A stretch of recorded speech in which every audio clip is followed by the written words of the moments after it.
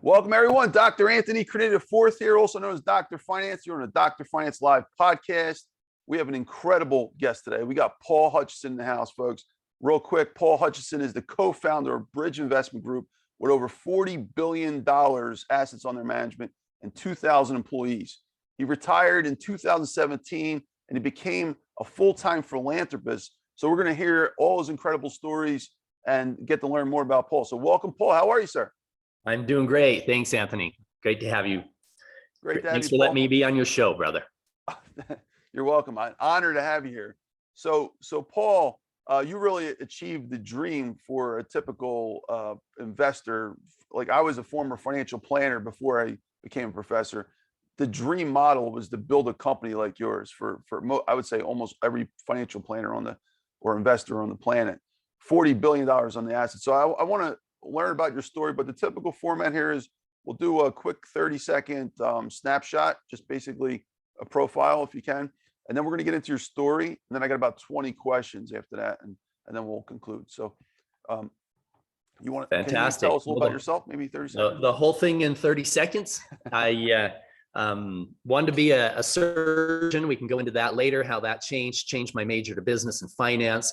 Started my first company at 21 years old, sold it at 29 years old for over $20 million. We're going into detail about that. It was a marketing company selling Attacking Anxiety and Depression program.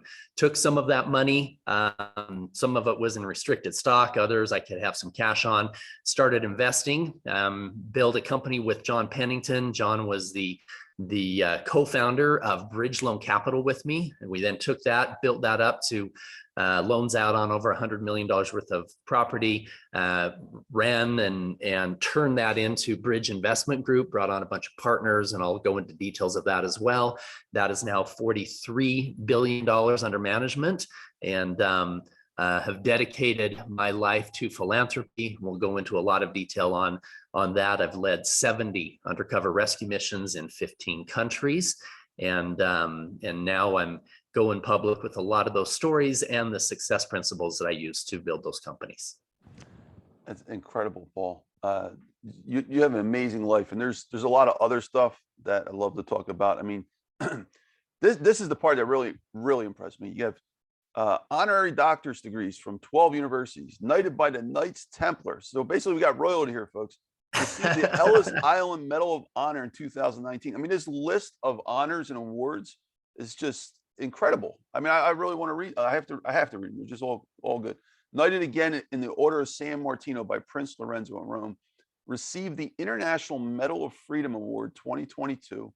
Recipient of the Race Award from Harvard Business School. Board member of the Federal Enforcement Homeland Securities Foundation, executive director of the Sound of Freedom movie, and associate producer of I hope I'm saying it right, La Soga Salvation movie, and just several other stuff. So, and then the former board member of Make-A-Wish Foundation, which I also thought was really cool. So, just incredible. So, Paul, if we can, I'd love to start with your story. Let's go back. Where were you originally from? And if you can tell us maybe the first thing. Salt Lake City, Utah. I learned how to ski when I was old enough to walk, and I love the mountains and I love the snow here. Love the four seasons. It's absolutely beautiful here.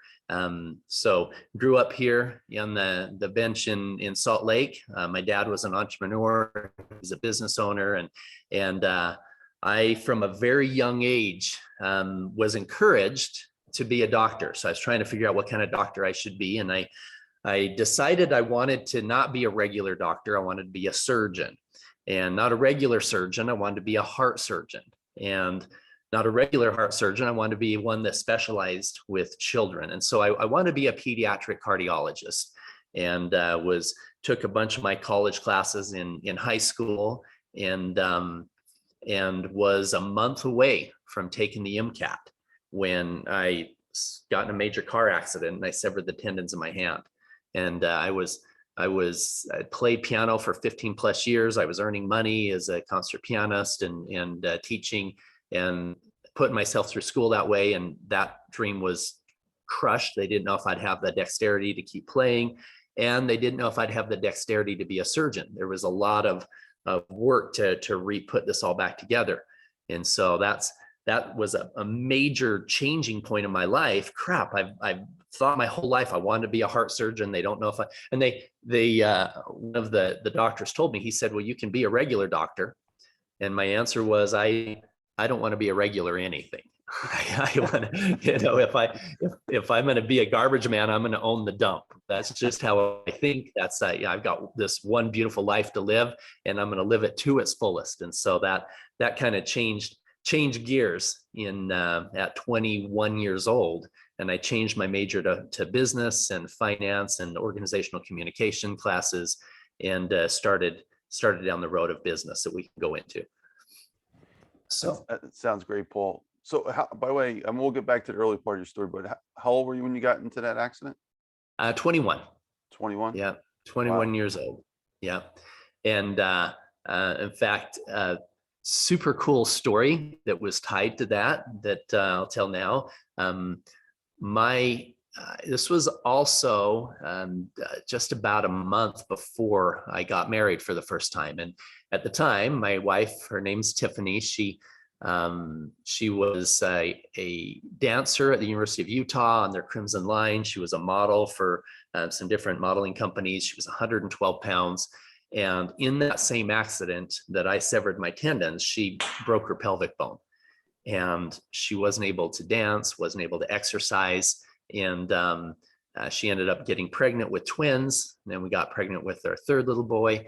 And fast forward at 29 years old, when she was 29, she had ended up gaining a lot of weight. She was over 230 pounds. So she had gone from 112 up to 230 pounds.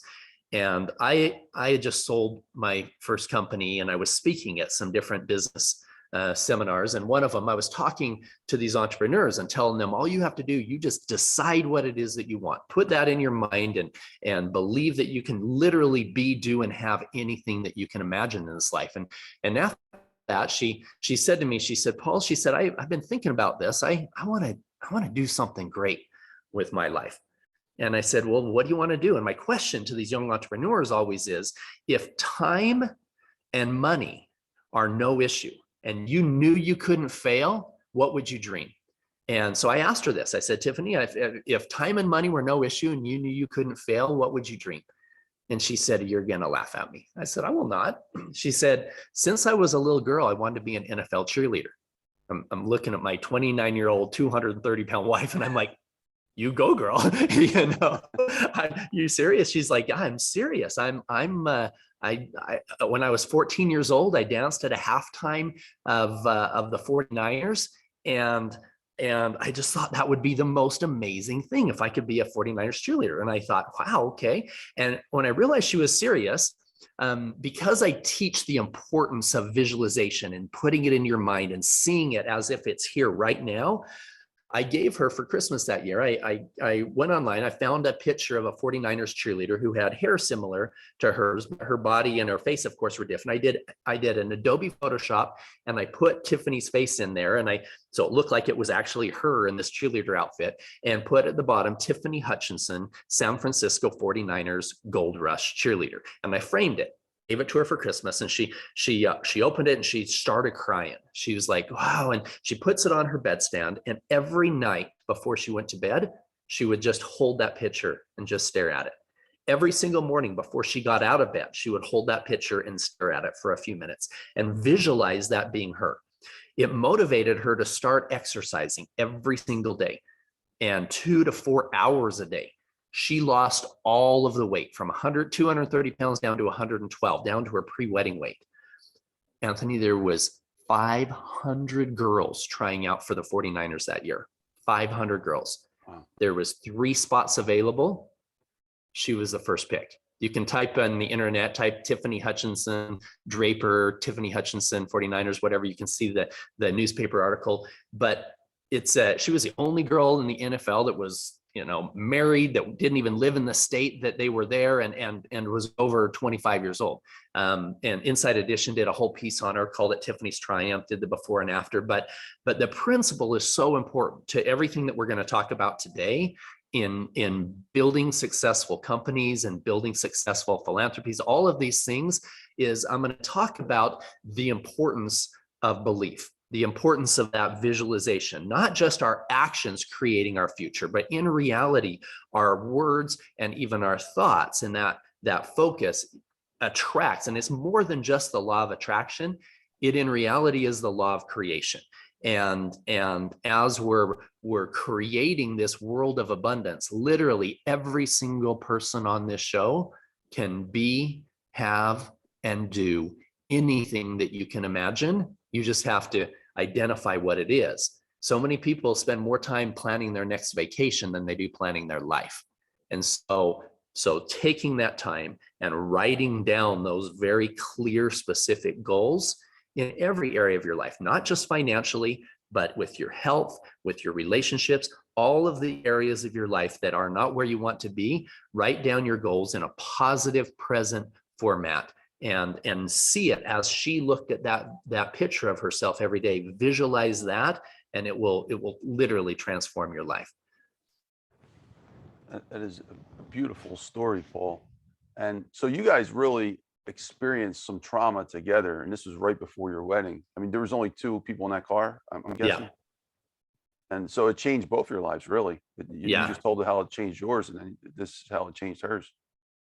Absolutely. And you have to understand, life is not a bed of roses. I mean, we can go into the hard times all the way through in building these companies, but if you're staring at the trees, you're going to end up, tripping on the gutter. But you focus on the stars, you can literally create a world of abundance. I have a dear friend. He was a mentor that I hadn't met for many, many years. I had read some of his books. His name is Paul Piltzer. And Paul, he was the youngest graduate of Wharton University at like 19 years old. He then ended up being the youngest VP at Citigroup at 21. He was on the cover of over 100 magazines. Brilliant. And he was a personal economic advisor for President Reagan and Bush 1. He's I believe in his late 50s or 60s now, but he wrote a book called Unlimited Wealth. And he talks about how the challenges that we have is that so many people believe that we live in a world of scarcity. In fact, if you're a good person and you want to do good in the world, and if there's something inside of you that believes that by you earning an extra $1 million or you earning an extra $1 billion, if you believe that you have to take that $1 million away from other people to be able to get it, if you believe that we live in a zero-sum game, then you're going to do things that will sabotage your ability to get there because you're a good person. You need to have a relationship with money, understanding that if you want to earn $1 billion, then create $1 billion or $2 billion worth of value in the lives of others. And you can literally create money, create value, create wealth out of thin air. It doesn't have to be a zero-sum game. And the challenge is that a lot of people see economics. You open up a book on economics, and the definition many times is that the division of scarce resources, which is a fallacy. There's enough resources in this world where every one of us could have all the food we could ever eat, all the clothes we could ever wear. The challenge is that we believe we live in a world of scarcity. And that definition of economics is one thing that proves it. In fact, if you talk to an astrologer back 1,000 years ago, all the way up until the 1600s, if you had talked to an astrologer and asked them, what is the definition of astrology? What do you do? Most of them would say, well, I study how the planets and the sun and the stars revolve around the earth. And the very definition of what they did precluded them from understanding the truth, that we're not the center of the universe. Today, the definition of economics prevents people from understanding the truth, that we don't live in a world of scarcity. We truly live in a world of abundance. And I can go through so many examples of each one of the companies where we were able to truly create a win-win-win all the way around. There is no reason to have to live in a dog-eat-dog world where you're crushing somebody in order to create value. And so that's something that transformed my life. In fact, one of the things that Paul says in his book on unlimited wealth, besides that, he talks about how there's 10 men on an island, and every day these 10 men go and they fish, and they get enough fish to be able to feed their families. Then two of the guys, they're entrepreneurs, they're creative, they want to, do something more than the same thing every day, and they come up with this idea of a net. So they together with their wives are sewing this net, and then they're able to go out, and those two men are able to catch enough fish to feed the entire island.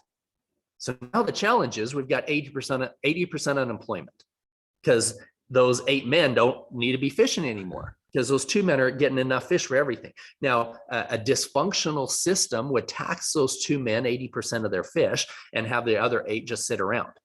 A well-functioning society, those 8 men, one of them would get better at building boats, one would get better at building huts, one would get better at educating the children, and lifestyle as a whole for the entire island increases because of the ingenuity of those 2 men with a net. So in life, if we can change our perception of money, and we can understand that you can create nets, you can create value that benefits everybody, and in doing so can create wealth for yourself and for others. Those 2 men that invented that net created wealth for the entire island, because everybody now had a better lifestyle, because now there's more time for one guy to be building boats and huts and educating, etc. So I think that's a super important foundation when we're going into the Dr. Finance show, is having a relationship with money that is such that you understand that it is a tool of exchange, where honorable men and women can create value to the best of their ability for other people, and in doing so can create value for themselves. There's nothing wrong with having a beautiful home. There's nothing wrong with having nice cars. There's nothing wrong with having a plane and a helicopter. And there's nothing wrong with traveling. There's once you get to this point and you understand really where fulfillment comes from, you'll realize that it's not the money that really fulfills us. It's making a difference in the lives of others that does. However, it's not bad to have things to motivate yourself to do the right thing long enough for you to realize the right reason to be doing it. And the right reason is not things. It's making a difference. It's having a positive impact in the lives of others. And you look at this beautiful home. I put a lot of money into a lot of pockets of a lot of contractors in creating this, instead of just saying, you know what, this guy, I'm going to give him $10,000 just to sit on his butt all day long and lower his self-esteem and take away from his ability to create value. Instead, I can say, you know what, I'm going to pay you $10,000 to build a beautiful fireplace, or 20,000, whatever else it is. And then he's adding value to the world. I'm adding value to his family. Now, yes, I do a lot of just charity work, a lot. I'm able to give away more money in a year than most people earn in their lifetime, because I have used these principles to be able to create abundance and be in a position where I could make a powerful, positive impact in the lives of other people. So one of the other financial principles that changed my life early on is I had a mentor in my early 20s. And he said, Paul, if you make a decision today to donate a large percentage, not 5%, not 10%, but we talked about it and decided on 20%, 20% of my money and 20% of my time would be donated to making a significant impact in the lives of other people. He said, if you make that decision today, where you're not just writing checks to one group, though, you're identifying a lot of different places where you can make an impact. He said, if you make that decision today, he said, you will see the benefits in every area of your life. You can call it karma, you can call it the universe, you can call it God, you can call it whatever you want to. There's a very interested in us doing good, and maybe that's just inside of each of you. but knowing that you're making a difference in the lives of others is something that I have found in my life has attracted more things than anything else. In fact, how does somebody become a partner, let alone a co-founder of a $40 billion investment fund, where you're not a University of Utah dropout, right? The statistical probability of me being where I am is almost zero. You have to go to Harvard, you get a JD MBA, you go to New York, you start at the bottom, you kiss butt for 20 years, and maybe you end up being a partner in a firm like that. So the only way that I can understand it is some of these principles that I'm teaching now, changing your mindset about money, understanding what belief and that attractive force will do, and making that decision in my early 20s that 20% of my money and 20% of my time would go to making a significant impact in the lives of other people. And in the beginning, I thought, okay, where do I make this impact? I decided, okay, I'm going to go feed the homeless. We're going to go downtown. We're going to take some pizzas, and I would go and buy a whole bunch of pizzas and then put them in the back seat, and the kids were in the back seat, and we would go through the homeless area and roll down the windows, and the kids were just handing out pieces of pizza. Well, all of a sudden, a bunch of the homeless guys started getting angry with each other. One was taking the box from the other. One pulled the box out of my kids' hands, and they were throwing F-bombs around. And I thought, this doesn't feel right. And so, I made a decision that I wasn't going to just continue donating money to somebody who made bad decisions in their life, and now they're asking me for drug money on the side of the street. Now, yes, we do a lot to help with the homeless, but for me, in my world, I made a decision at that point that I would donate my time and my money to the truly innocent, to a 9-year-old child in a position completely outside of any decisions that she made. I donated time with the Ronald McDonald's House and the Primary Children's Hospital and One Life at a Time and all these child-related charities. I served on the Make-A-Wish board of directors for 7 years. Make-A-Wish was a beautiful experience. For you who don't know a lot about Make-A-Wish, we grant wishes to children who have life-threatening illnesses and challenges in their life. And the beautiful thing about that, Anthony, is in giving the children that belief, that hope. They make their wish of driving in a Ferrari or going to Disneyland or whatever it is, that newfound hope that they have, it helps so much in the trauma healing and the physical healing and getting through some of the challenges that they had. And so fast forward, about 9 years ago, I was the incoming chairman for Make-A-Wish here in the Utah area when I got a call from our Attorney General, Sean. And he said, Paul, I know you donate a lot to child-related charities. He said, I need to talk to you about something that's pretty dark, but I think it will resonate with you. He said, it's the fastest growing criminal enterprise in the world, and good people don't know that it's even happening.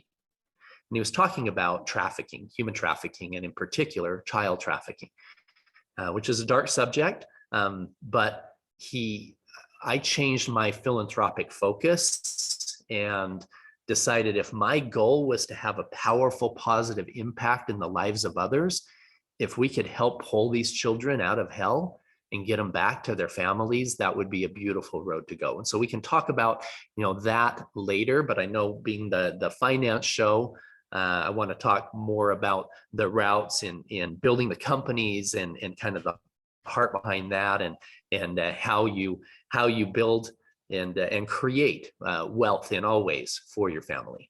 So any questions on any of that, Tom? No, Paul, thank you so much. Yeah, definitely. There's a lot to be said there. I just want to make two quick interjections and then love to jump back to your story. First, that was a great analogy about the island. It's so true. Like if you can analyze this scenario from a small population, what applies at a small population can be magnified. right? It all starts at a simpler level. So I'm totally in agreement with that analogy. Second, we're also in agreement that economics definition is completely messed up. As a fact, almost 10 years ago, next month, my first book I wrote as a finance professor called The Necessity of Finance. And as a former finance professor for 10 years, financial planner for 10 years, right out of college, I worked for Vanguard Group, the largest investment company in the world. I moved about $500 million before I was 24 in retirement funds. I learned that from the field, there's something wrong about the definition of finance and economics being taught in academia. So by the time I got to being a professor, I questioned it so much I couldn't stop anymore. And I wrote the book, and I found out all these crazy conclusions, all, guess what, Paul? Just from going back to the definition. And I realized it was flawed, not just for finance, but for economics. And once I distinguished one, I automatically distinguished the other and found out something amazing. You see, finance has actually been in the shadow of economics. If you talk about it in an academic sense, it's technically economics, because they get their Nobel Prizes from Nobel Memorial Prize from economics, right? It's classified. All the major founders of finance were actually economists and mathematicians and physicists and all that stuff. But finance, I argued, the necessity of finance is a separate science. So my definition was this, very simple. Finance is the management of wealth for individuals, groups, and organizations. It's that simple. Economics is different slightly in the definition, and this is all because of Adam Smith, The Wealth of Nations in 1776. It was the management of wealth for individuals, groups, the management of wealth for nations and its divisions. That's economics. So the difference, they're both managing wealth, but the difference is the entity. You see, us individuals, us groups, and you would appreciate this, businesses, we have to do what we have to do. We're making money. We're trying to maximize wealth in our own way, but we're operating under the rules of the nation. We don't have any control. We can't print money. We don't make laws. So we got to make our decisions to manage our wealth based on the framework of the entity above us that has created this. It's two important distinctions, but very, very crucial to understand the two different sciences. So yeah, I agree that all those definitions, division of labor, and it only talks about one part. There's so many more. And when you look at the macro level, really what we're talking about is managing wealth. So yeah, I thank you, Paul. Appreciate that. But want to get back into your story though. You made some great points. I love to learn more about your early years though, the first 10, 20 years. Just want to get back to that, but pre-high school, like what were you doing? What was your hobbies? What did you have any businesses that you'd like to talk about? My first business, I think I was 6 years old. I had a worm selling business. there was a road by our house that went up to the canyon where people would be fishing in the rivers and stuff. And I realized that every time it rained, there a whole bunch of night crawlers would come up. So I'd collect them all and I would use them for fishing myself. I thought, oh, I have so many of these, I could sell them, right?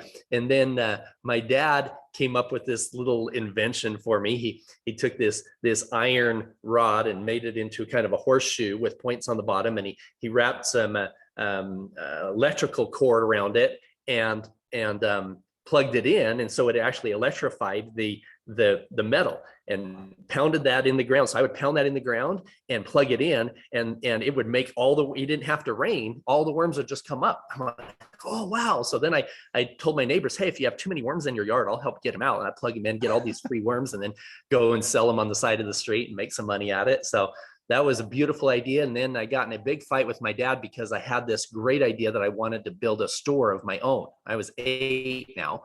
And he said, well, Paul, where are you going to build your store? I said, well, I'm going to build it here in our front yard. And so I just, while you're at work, I'm just going to tell you, I'm going to take all of the wood. I'm going to start building it. And he said, no, you can't build it here in our front yard. I was like, why? I'm going to sell stuff. He says, what are you going to sell? I don't know, stuff. I was super excited to have a business and build it from there. And at 14 years old, I was I had ran for some offices and lost a lot. Ran for a bunch of student body offices. I had braces for years and years and years because I had really bad buck teeth. They called me Bucky.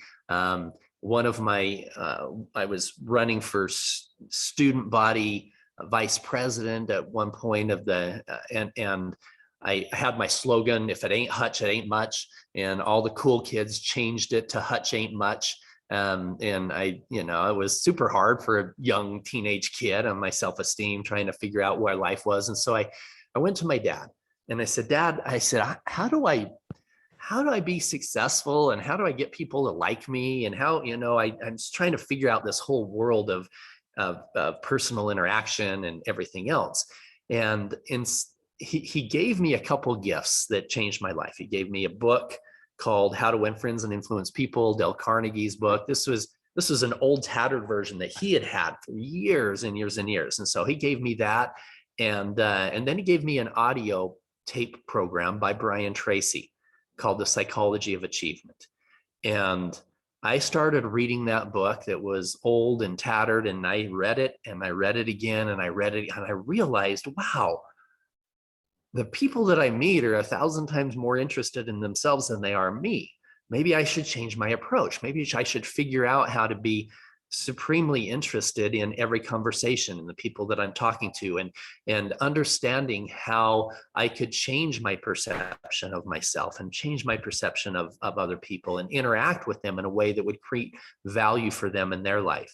And then in listening to the audio program by Brian Tracy, The Psychology of Achievement, I started understanding the power of my own mind and my own thoughts and my own words, and realized that when I'm looking in the mirror and seeing Hutch ain't much and Bucky, then that would continue to reinforce that into my subconscious mind.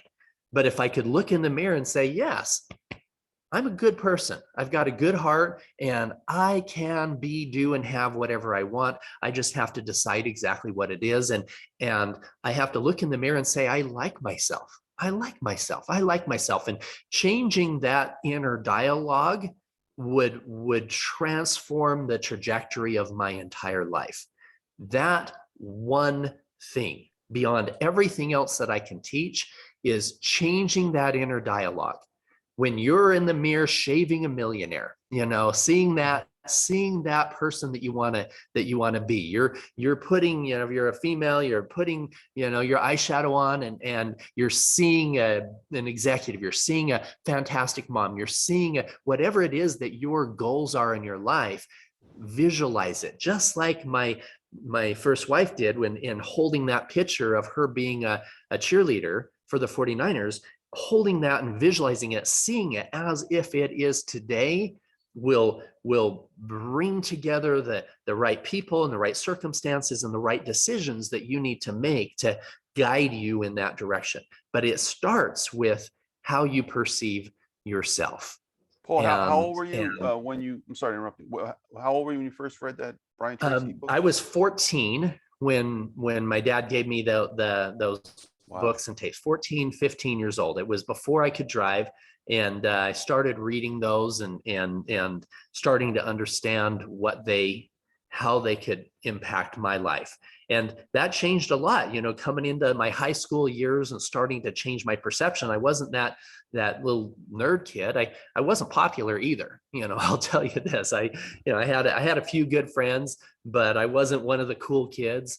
But I did start to change that perception of myself in a way where I didn't have to do things to keep up with the crowd. I didn't have to try to impress people by having negative behavior. I could change that perception of myself, and it would attract positive influences in my life and people that were in line with those dominant goals and dreams of making a difference in the world. So from that age, when I realized, wow, if you wanted to have a beautiful home with a basketball court in the basement and a swimming pool in the backyard, if you want that, you can literally have it, but you have to change the perception of yourself. Change those negative habit patterns of thought that are creating that stuck mindset in so many areas of your life. In fact, I joke and tell people that for years, I joked and said, I'm going to write 3 books. I'm going to write one on finance, building a multi-billion-dollar company, and I have a lot of chapters I could do on that, and success principles. I'm going to write one on all of my charity work that I think will make a super powerful impact in the lives of others. And I joked and said, if I ever write a 3rd book on my relationship with women in my life, it's going to be called How the Hell Do I Get Off the Short Bus? Because I was retarded for a long time. I was like, and the problem was, and I didn't realize this until just a few years ago when I changed everything. I'm sure your group knows who Tony Robbins is. Tony's got a massive, beautiful heart, and he had seen some of the work that I did with one of the previous foundations in the child rescue work. And we had built a relationship from there. And I was talking to him, and he was saying, "Hey, Paul, I know you know Glenn Beck. I think it'd be awesome to have him come to one of my Unleash the Power Within events." And so I called up Glenn, and we flew down and picked Glenn up in the jet and took him to the thing. It was just powerful. And in this seminar, in this conference, Tony has this part where he has you identify something in your business, in your life that isn't where you want it to be, and write down in detail what it is that you want. And I had gone through 2 marriages by this time, and I thought, wow, you know what? I've used this principle to build my companies, to build my philanthropy work, all of these things, of this writing down exactly what it is that you want. And then amazingly, the beautiful things start coming in so many ways in your life. So and I realized, you know what? I'm like almost 50 years old by this time. And I'm thinking, I've never used this principle in my relationship world. What do I do? Why am I so stuck in not being truly happy in that part of my life? And so I decided I would take that 2-hour part of Tony's event, and I would write down my relationship with the woman in my life is. And I wrote it in detail because I didn't want to write it specifically about, one girl that I knew at the time or whatever. I didn't want to do that. I wanted to write down, just leave it out there. And if the girl I was with chose to be that person, great. If she didn't, that's okay. I'm not going to hold anybody to it. I'm simply going to write down my relationship with the woman in my life is. And this is how the woman in my life shows up for me. And this is how I show up for her. And this is how she shows up for my children. All of these things. And I wrote it down in detail about what that looked like in my life. And less than 2 months later, I'm in Haiti. I was down there following up from one of the child rescue missions that we had done. There was 34 children that were rescued on this rescue. And I was down there meeting with some of the guys. And at the airport, I end up meeting this girl named Hada Vanessa. She was a fairly famous actress from Colombia. She used to be in all of the TV series. Her first name is spelled Hada. Her last name is Vanessa. And you can look her up online. She was in a whole bunch of TV series. Her face was on posters all around Colombia at one point, but she was donating her time at an orphanage in Haiti. And I thought, wow, meeting a beautiful Colombian actress is kind of cool, but when she's donating her time at an orphanage in Haiti, that checks the box. That tells me something there. And so we ended up talking, and I realized, oh my word, everything on my list that I wrote down, everything, I mean, pages and pages and pages, that was the match. And, we're super happy today. We've been together now for almost 4 years. And she just did her first big US movie. She's done a few smaller US movies, but she's an assassin who kills assassins in her movie. It's called La Soga Salvation. She's a lead female role, and she's badass in the movie. But I do have to tell you this. Here's my claim to fame. You ready for the mic drop? Yeah. Mic drop is not building multi-billion-dollar companies. It's not rescuing kids. So Henry Cavill Henry Cavill is the actor who plays Superman, you know, the big chest and the, you know, he's every girl swoons over Henry. Well, Henry was at Vanessa's work almost every day. They went on a few dates and she was, you know, getting somewhat serious about, hey, here's a great relationship. And then she met me. I stole Superman's girlfriend. What? I mean, they weren't really girlfriends, but that's my claim to fame. I stole her from Superman. So what's up? Awesome. He put in her phone, she had his name as Henry Cavill, my future husband. I changed it to Henry Cavill, the fake Superman. Sorry, Henry. But anyway, and she says, you know, she calls me her real superhero. But there's my real. Well, you need a superhero name now that you did that. That's right. That's right. People, you know, I love on the Avengers movie where they ask Batman. They ask him, so what's your superpower? He says, I'm rich. So anyway, yeah, my superpower is way more than the money. It's you know, my greatest contribution to the world, I believe, is helping people learn how to change their perceptions of themselves and create wealth in their life. You know, there's no purpose for me to try to start going public. I'm super happy, you know, at our ranch house and being away from the world and whatever. But so many people have said, Paul, your stories will inspire so many people to change their lives, to change their trajectory, to change their perceptions of themselves. That's really the key. In fact, my first big success company in my early 20s was very much centered around that principle. There was in fact, first of all, I'm going to tell you how I got into it, because we have some time to be able to talk through all of this stuff. And I think this story is super important. After I got in the car accident, severed the tendons, I had a friend of the family who was a multimillionaire in business. And he said, Paul, he said, why do you want to be a doctor anyway? I said, I'll be honest, I want the money. You know, I'll go to school for 12 years so I can drive a Ferrari someday. And he said, he laughed. He says, Paul, you have a unique gift with people. So much so I'm willing to be your mentor. I'm not going to invest any money with you. I'm not going to do any work for you. But if you do what I teach you to do, you'll be a millionaire by the time you're 30 and you'll have the time to enjoy it. And I said, well, what do you mean? He goes, well, first of all, before we have any more conversations, he said, go sit down with a surgeon who's where you want to be financially and ask him about his lifestyle. So I did. Actually, the surgeon that did the work on my hand, and I asked him about his lifestyle. And he said, Paul, he said, I've got a beautiful home, got nice cars, got a motorhome, boat, part ownership in a plane. He said, I have 2 teenage kids and I don't even know them. He said, I work 100 hours a week to maintain the lifestyle for my wife and kids. He said, I don't know if I'll ever be able to retire because I'm married to my beeper, you know, the pager back then. And so that's when I went back to this mentor of mine at the time. And he said,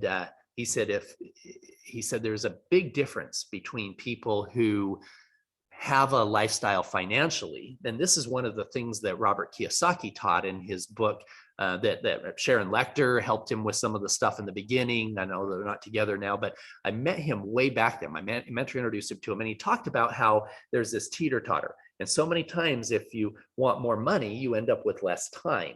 Or if you want to spend more free time, you have less money. If you're in any kind of a business that is trading time for money, then you're going to trade that money for things and you're going to do it forever. Somehow you have to create a passive income. Somehow you have to build something where that money is coming in, whether you're physically there or not.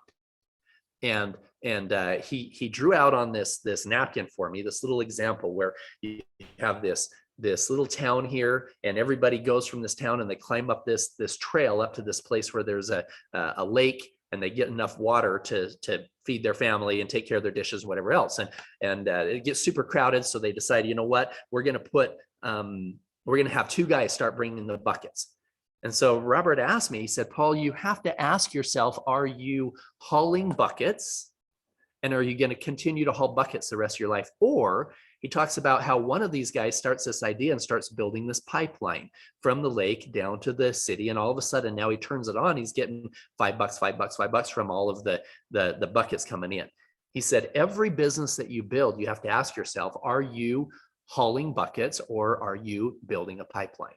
And so that's what my goal was, is I wanted to build companies that would continue to pay me mailbox money, because I did the work now and I created a structure of something that would continue to come in year after year after year.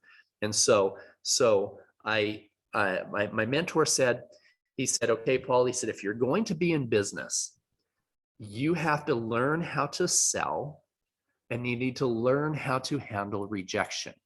He said, every good business owner knows how to do that. He said, so I suggest you find the highest rejection job you can get, and learn how to sell. So I did two things. I ended up joining a multi-level business, which I wouldn't suggest, but I learned a lot from it. I learned rejection. I learned how to sell, and I created some wonderful relationships with some great men and women who changed how I thought about myself. And then I got a job at a call center, cold calling, selling children's videos. I told my mentor, I'll learn how to sell, but I'm never going to sell something I don't believe in. And these guys were selling an audio and video program that helped children learn honesty and integrity and responsibility and stranger danger and stuff like that. And so I started making the calls. And my mentor said two things. He said, Paul, he said, your car should be a university on wheels. He said, from now on, the rest of your life, I don't even want you to know if your car radio works. He said, there's audio programs on business and success and finance and relationships and all of these things that you could be filling in your mind. He said, the most valuable piece of real estate you will ever own is the 6 inches between your ears. He said, if you can develop that, the entire world is yours, whatever you want to create. And so I started doing that. I started listening to audio programs on my way to work back and forth. In fact, years later, it was funny. I ended up buying a Range Rover that used to belong to LeBron James. It was beautiful, white, pimped out. The rims were $5,000 each. The front bumper was $5,000. I mean, this thing was gorgeous. It had $60,000 in speakers in this thing with these huge subwoofers in the back. And my kids were funny. My son, he said, Dad, he said, what are you going to do? Listening to your self-help programs on your audio, on your $60,000 speakers? In fact, they said, Dad, the only reason why you like 80s music is that's the last thing you ever heard, right? Because I've spent my life just absorbing all of these tape programs and audio programs and things that would help me be more effective in creating value to the world around me. So I'm driving back and forth to this first job, listening to these audio programs from Zig Ziglar and Dennis Waitley and Tom Hopkins and all of these people who were just feeding me beautiful information. And there was 300 people that were working at this marketing company. The average person was making 20 sales per week. There was 2 guys that were making 70 sales a week. And my mentor said, here's what you need to do. In every business that you do, any enterprise, it's super important to find whoever is best in your industry and learn from them. So my mentor said, why don't you take them to lunch on your dime every day? Just say, hey guys, can I take you to, I want to pick your brain every day. And so I would take them to lunch and I would ask them all these, how do you handle this objection? How do you handle this one, et cetera, taking notes. Within a few weeks, I was making 70 sales a week. These guys were, the rest of the 300 people was still making 20. And then I went into my boss and I said, hey, is there what's the record? He says like 200 sales. I said, what do I get if I break that record? And we decided I'd get this Mont Blanc pen that was sitting on his desk. And so then that next week I studied, and I made well over 220 sales. I don't remember what the number was. And then that other guy says game on, and he comes back and does 230. And then I came and I studied all weekend to become the best, rewrote all the scripts, everything else, and ended up doing over 300 sales. Now the principle is this: I had never sold before, but I was there. He said, you need to work to learn. Don't work to earn. Does that make sense? So many people are at their job for a paycheck, just trading time for money for things, time for money for things. He said, go to your job and educate yourself, be learning, be a sponge for knowledge, find the best people at your industry that you can learn from. And that's what I did. So I took that knowledge and ended up starting my first company. This was, I had a marketing company that did all the marketing for Lucinda Bassett's Attacking Anxiety and Depression program. Now, this is a super important transition point in my life. How old were you, Paul, Because at this time? I was 22, 20. Yeah, I had just started that marketing company. So, working the marketing company. So 22, maybe 23 years old. And I started actually at that company that we were selling the children's videos. They started a new division selling personal coaching programs. My boss said, Paul, I think you're going to do great at coaching. So I got on the phone and I was making phone calls and I was learning from these superstars that were there as well, and learned how to close and was outperforming almost anybody there. And then that company ended up getting closed down. I got recruited directly from David Bassett, and he wanted me to come and work for the company. I decided at that point I'm officially unemployable. I'm going to own my own company. And so I started a marketing company for them, built that up to over 200 employees on my side, together with me and a friend named Joe that was working in a marketing division down in Southern Utah. And I personally spoke to, I estimate, over 20,000 people over that 8-year span. That every time I had over 200 employees, we had a program that changed how people thought about themselves. We realized that the core foundation of anxiety and depression disorders come from negative habit patterns of thought, negative self-talk and worry and what if thinking and negative expectations, the perceptions that we have of ourselves, our coping skills in dealing with stress. These are all things that can be changed. And when they are, it transforms everything else. You change those perceptions of yourself, and that negative self-talk that you're looking in the mirror all the time, change those perceptions. It can literally dissipate the anxiety and depression. We had a 97% success rate with people who went through our coaching program.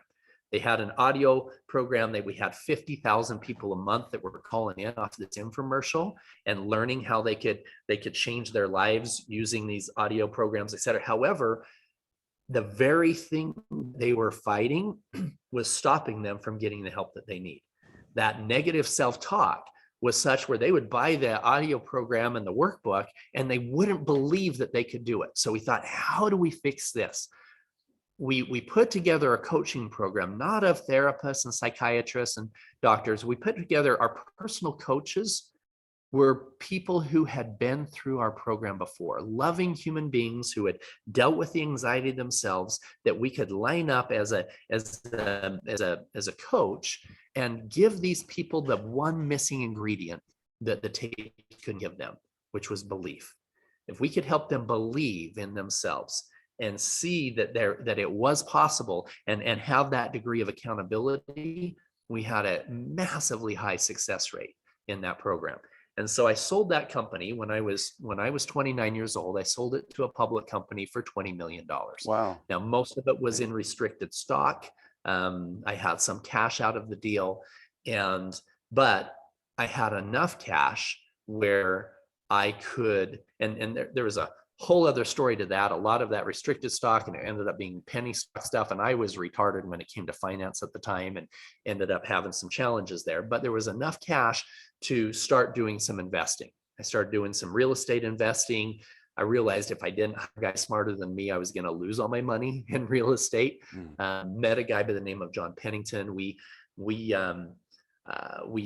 decided we wanted to have a company together. And the company that bought me was having some they were buying, one of their divisions was buying products out of Asia, and they had contracts to other companies here. And we decided that we would put together a company called Bridge Loan Capital that helped bridge loans with companies that had or that needed purchase order financing. So, for example, if you had a widget that you invented and you're having it manufactured in China, and Best Buy decides that they want to buy $1 million of your widgets, but you need $500,000 to pay your manufacturing place, we would figure out how to secure that transaction to ensure that we didn't lose $500,000 worth of widgets across the ocean, and that we would get paid directly from Best Buy. Now, we would charge a huge premium. We would do these bridge loans.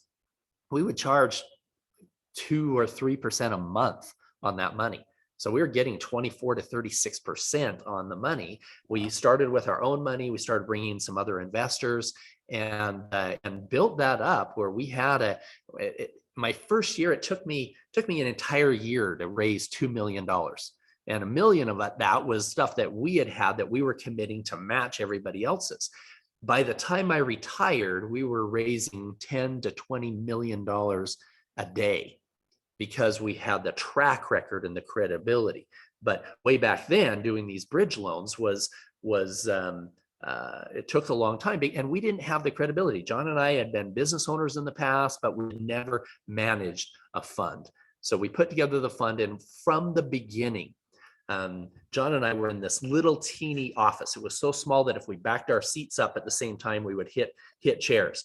And if you ask John, how did you get so big? You know, what were some of the keys in the beginning? He loves to tell the story about how we would be there, and I would have this vision of some great, huge thing that we could do. And we would have a project that we needed $25,000 by Friday.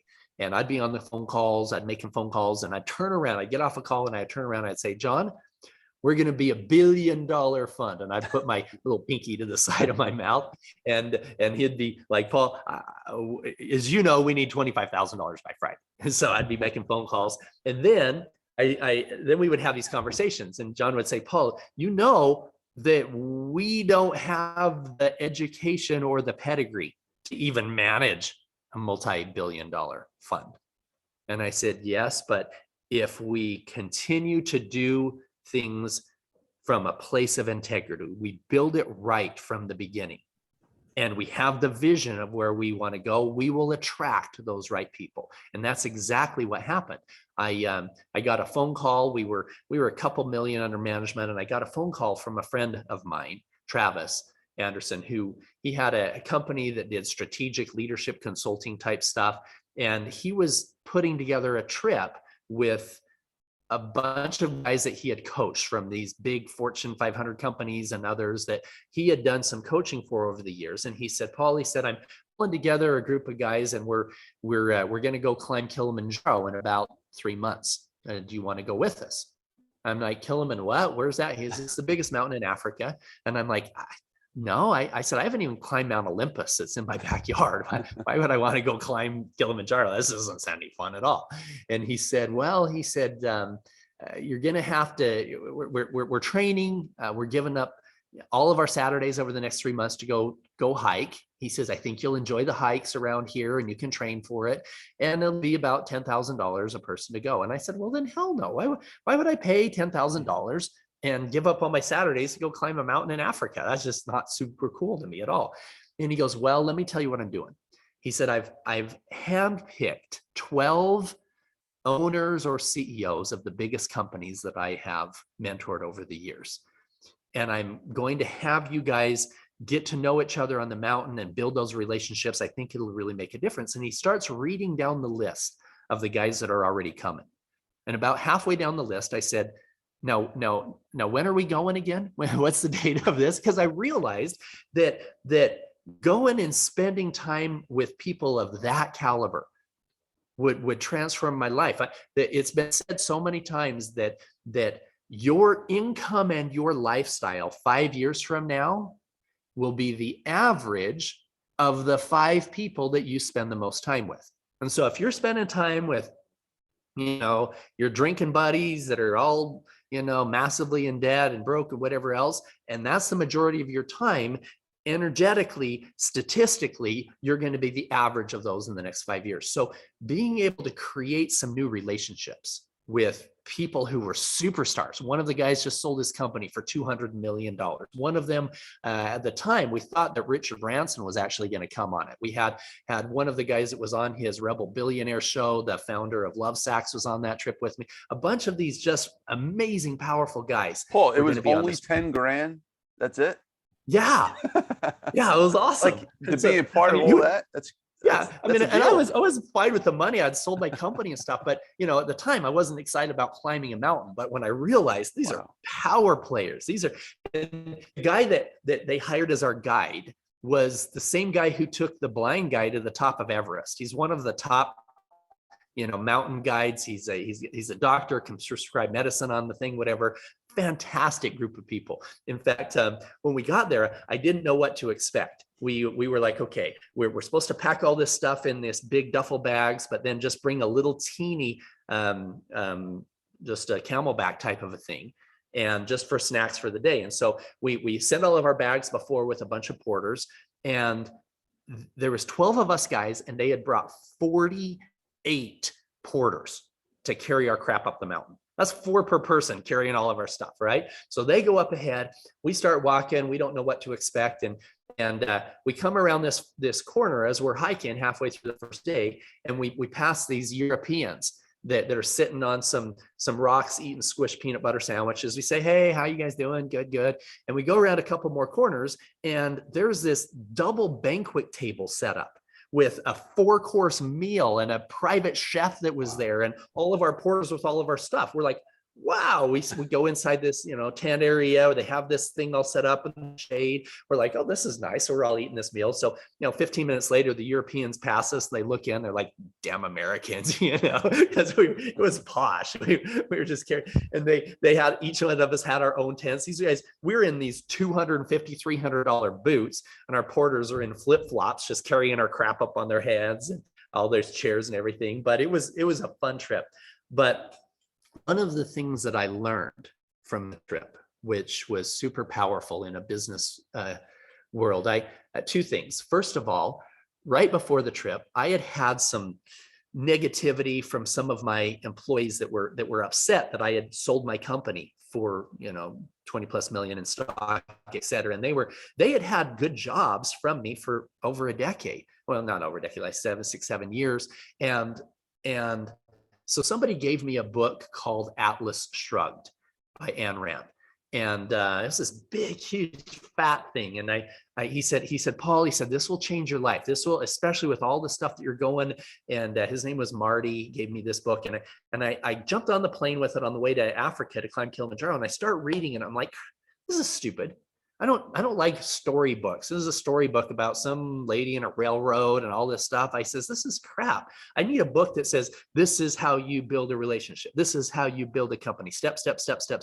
And so when I'm climbing the mountain, I left it in my suitcase and stuff down at the bottom. And as I'm climbing this mountain, I'm getting to know these superstars. And one of the questions that I asked them, I said, can you tell me what's the most influential book you've ever read? What book has made a significant impact in your life? And the first guy, he said, well, it's a book called Atlas Shrugged. I'm like, you're kidding me, right? That book? That's a storybook about a railroad. I said, why would I read? He goes, no. He said, don't you realize? He said it was ranked. He told me, I haven't verified this. He says this is ranked by Congress as the 2nd most influential book ever written. I said, no. He says, second only to the Bible. I'm like, that's crazy. Okay. Well, as we're going up the mountain, I'm getting to know all these different guys, like 7 or 8 of them. Their most influential book they ever read was that same friggin' book. And I'm like, oh crap. Okay. I guess I need to read it. Right. And so that book it was written by Ayn Rand. Living Behind the Iron Curtain is one of the most beautiful analogies of understanding capitalism versus socialism, and understanding how economics really can work when it's in a free type of a system, and how massive amounts of controls will just shut down the entrepreneur.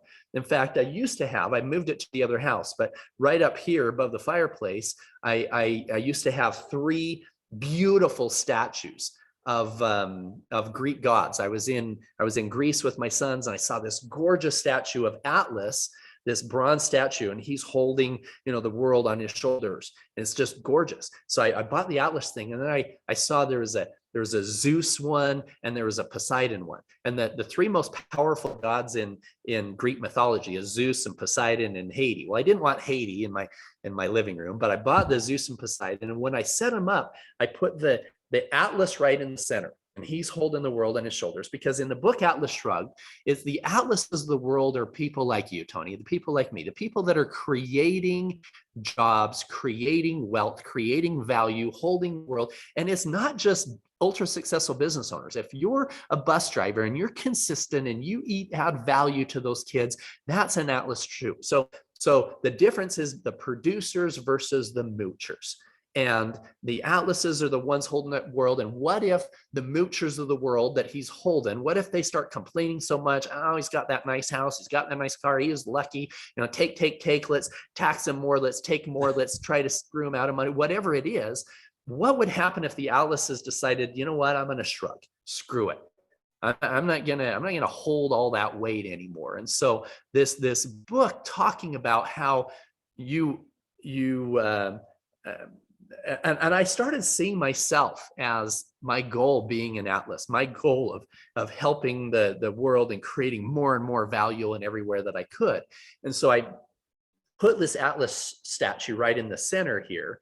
And then from there, I had Zeus and Poseidon on either side with their swords and stuff and their spears protecting him. So I'm seeing myself, okay, I've got higher power, God protecting me as I'm doing what I have to do and helping this world and all these things. And so I'm meeting all these guys on Kilimanjaro, and so many of them thought that would change my life. And so it changed there. So of course, I've read it multiple times since then.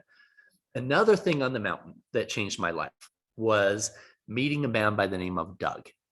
So before the trip, Travis, who was putting together the trip, he said, okay, privately, he told me, he said, Paul, he said, most of the guys that are coming are like the guys you want to meet. They sold huge companies and stuff. He said, I am bringing 1 or 2 that aren't of that caliber, but they have good hearts. And at the time I was kind of screwed up in the head. I thought the only way you were important is if you sold a company for 200 million. I could build a cathedral in a day, but I'd leave carnage in my path, and that carnage was in people. I was more task oriented than people oriented. And a lot of things have changed since then, but at the time that was kind of my mindset. And so he told me, yeah, I'm bringing a couple people. They've got good hearts. I think you'll really enjoy meeting them. They haven't sold these huge companies though. So I'm thinking, okay, yeah, he's bringing the street sweeper. He's bringing the garbage man. He's bringing his son's, the janitor, his kid's school, whatever. Now, nothing against that. I was a janitor for many years in my junior high, and I was vacuuming the floors at the elementary school and cleaning toilets, and it taught me some character stuff back then. But so here I am, fast forward, super excited to meet these guys that sold these huge companies, and I'm getting to know each of them. And there was one guy there that I hadn't met before at the pre-meetings. And he was short, little guy, kind of kept to himself. And I thought, his name was Doug. And I thought, okay, Doug's probably the janitor, right? He's probably the guy that he just kind of brought in. So for 2 days, I had this relationship arrogance where I wasn't talking to Doug. I was talking to all these other guys. So I thought, you know what, Paul, don't be a dick. Go talk to that Doug guy. So I'm walking next to Doug, and I said, hey, I said, so my name's Paul Hutchinson. He goes, oh, I'm Doug Anderson. I said, that's great. I said, so what's your background? He goes, oh, I'm in construction. I said, oh, that's great. I said, are you, and in my mind, I'm thinking this is the charity one that came, right? And I said, it's great. I said, you, what kind of construction? You do residential, commercial? A little bit of both. I said, oh, that's great. I said, so what kind of stuff do you do? My brother-in-law is a general contractor. My other brother-in-law, he does drywall. Do you do stuff like that? And he laughed. He goes, well, I do it all. I said, that's great. He goes, yeah, I've built 9 Ritz-Carltons, 20 schools, 30 Walmarts, more high-end condos than anybody west of the Mississippi. I'm like, oh crap. Okay. I mean, this guy had 3 private jets at the time, one for each of 3 companies. He was a freaking rock star. And I'm sitting here judging the book by its cover because I've got this relationship arrogance for two days. And so, Doug and I became really good friends, throwing but about 9,000 feet on the mountain, and, climbing Kilimanjaro was a beautiful experience. But he was one of the guys that happened to live in the Salt Lake area. And so I wanted to go to lunch with him after we were back. I set up a lunch appointment with him. Doug was, I'm at this lunch meeting 15 minutes late. He's not there, half an hour late. I'm texting him. He says, oh, sorry, I'm running late. 45 minutes. He's still not there. An hour and a half late. I sat there at that freaking restaurant waiting for Doug. Oh, and finally he came.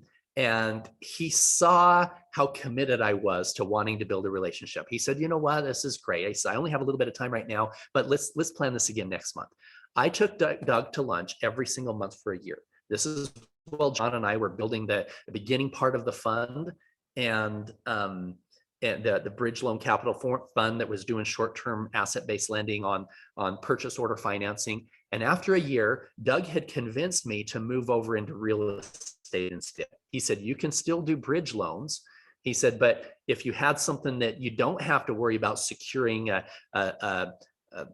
boat full of widgets from China to here and whatever else, he said, you have stuff that's physically here, you can do similar things. You can do a bridge loan for a company, a developer who puts some money down on a farm to a farmer, and then he's trying to get all the entitlements in place. He needs a few more months. The value is there on that. You've got a 50% loan to value. So we started doing those.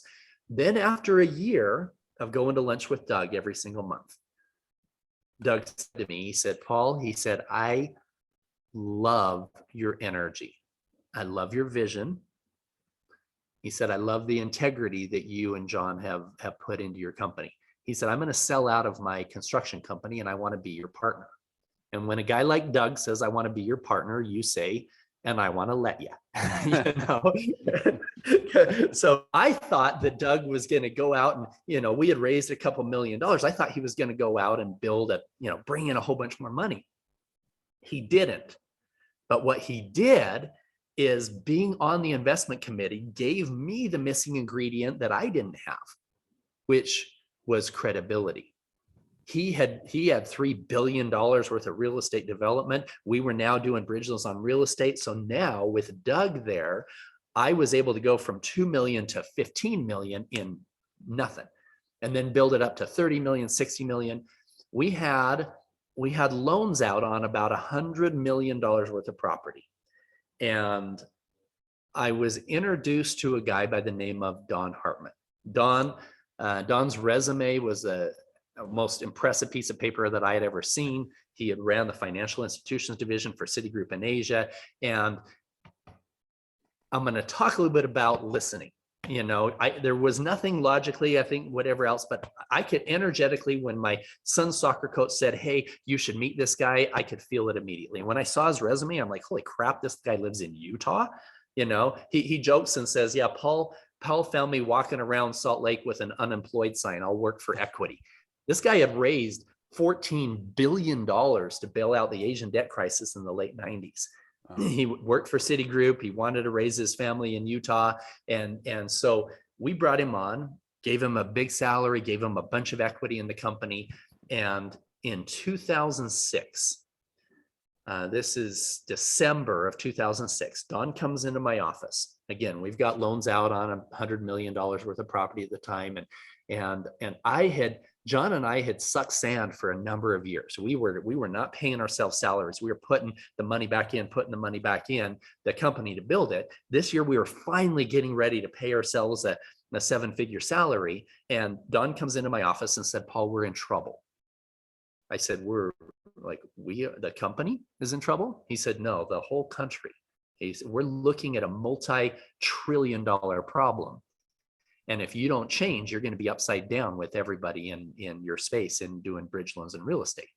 And what I didn't realize when we hired Don is he was arguably one of the top experts in the world in analyzing banking cycles and credit crises. His job at Citigroup as the head of the financial institutions research division, his job was to analyze banking cycles all the way back to Nazi Germany and make sure that Citi was in the right asset class in the right country at the right time, et cetera. So the probability of this guy being, our employee coming on as our partner at this time was almost zero.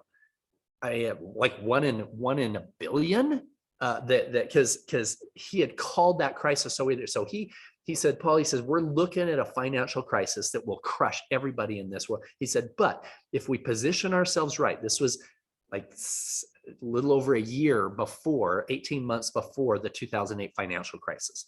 And he had all these third order polynomial equations that were way over my head. And he said, Paul, if we change our strategy, and he said, you are really good. You and John have built together a great structure from a fund standpoint. He said, but we need real estate adults in the room. We need guys who really understand how to manage the assets. He showed us how, from an asset class standpoint in real estate, that if we invested in B-class multifamily properties, not this, real nice condos and stuff, and not the crap, but there in the middle. He said, during good times, well-managed properties, 97% occupied. During down times, you're maybe 93% occupied. He said, if you don't have a refinancing bullet that's going to hit you at a downtime, if you're not overly leveraged, you can pay out a pretty good return at a 93% occupied property. In other words, I'm sorry to pause, Paul. So, and I experienced this too from a much lower level, but investing in not luxury properties, not really the cheapest properties, but somewhere where everyone who needs shelter, the masses, because everyone does need shelter at some point, right? Exactly. They'll still have something to fit the majority of people out there, right? For the need of the survival need, which is the comfort and warmth and all that stuff that shelter provides. Exactly. And you can't go wrong with that because you're providing a true need. Yeah. Not a luxury. Yeah, that's a need that people will give up. Movies and televisions and, luxury cars, they'll sell all of those. They need a roof over their head. And, they may not have the money for the nicer high-end stuff, but if they have to work 2 or 3 jobs, they will, to keep their kids in a decent neighborhood.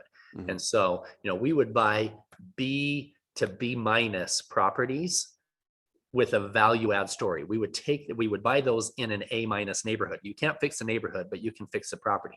And then we would create added value and take it to a B plus or an A minus type of a property. And we're not going to put gold towel rods in a B class property, but we're going to make sure that it's safe. We're going to make sure that the roofs are done right. We're going to make sure that the plumbing is good. We're going to we would do a lot of social things. We would bring in the bookmobile and the English as a second language program, and a lot of these properties would have big rundown tennis courts with weeds growing in them, and we realized that a lot of our tenants, especially in some of the areas in what I call the smile states, down close to the border and up, a lot of our tenants were Hispanic, and a lot of them didn't play tennis; they played soccer. And so we would take down the nets and put in a little soccer, fake grass type of a thing in that same area. And we would create little mini soccer leagues.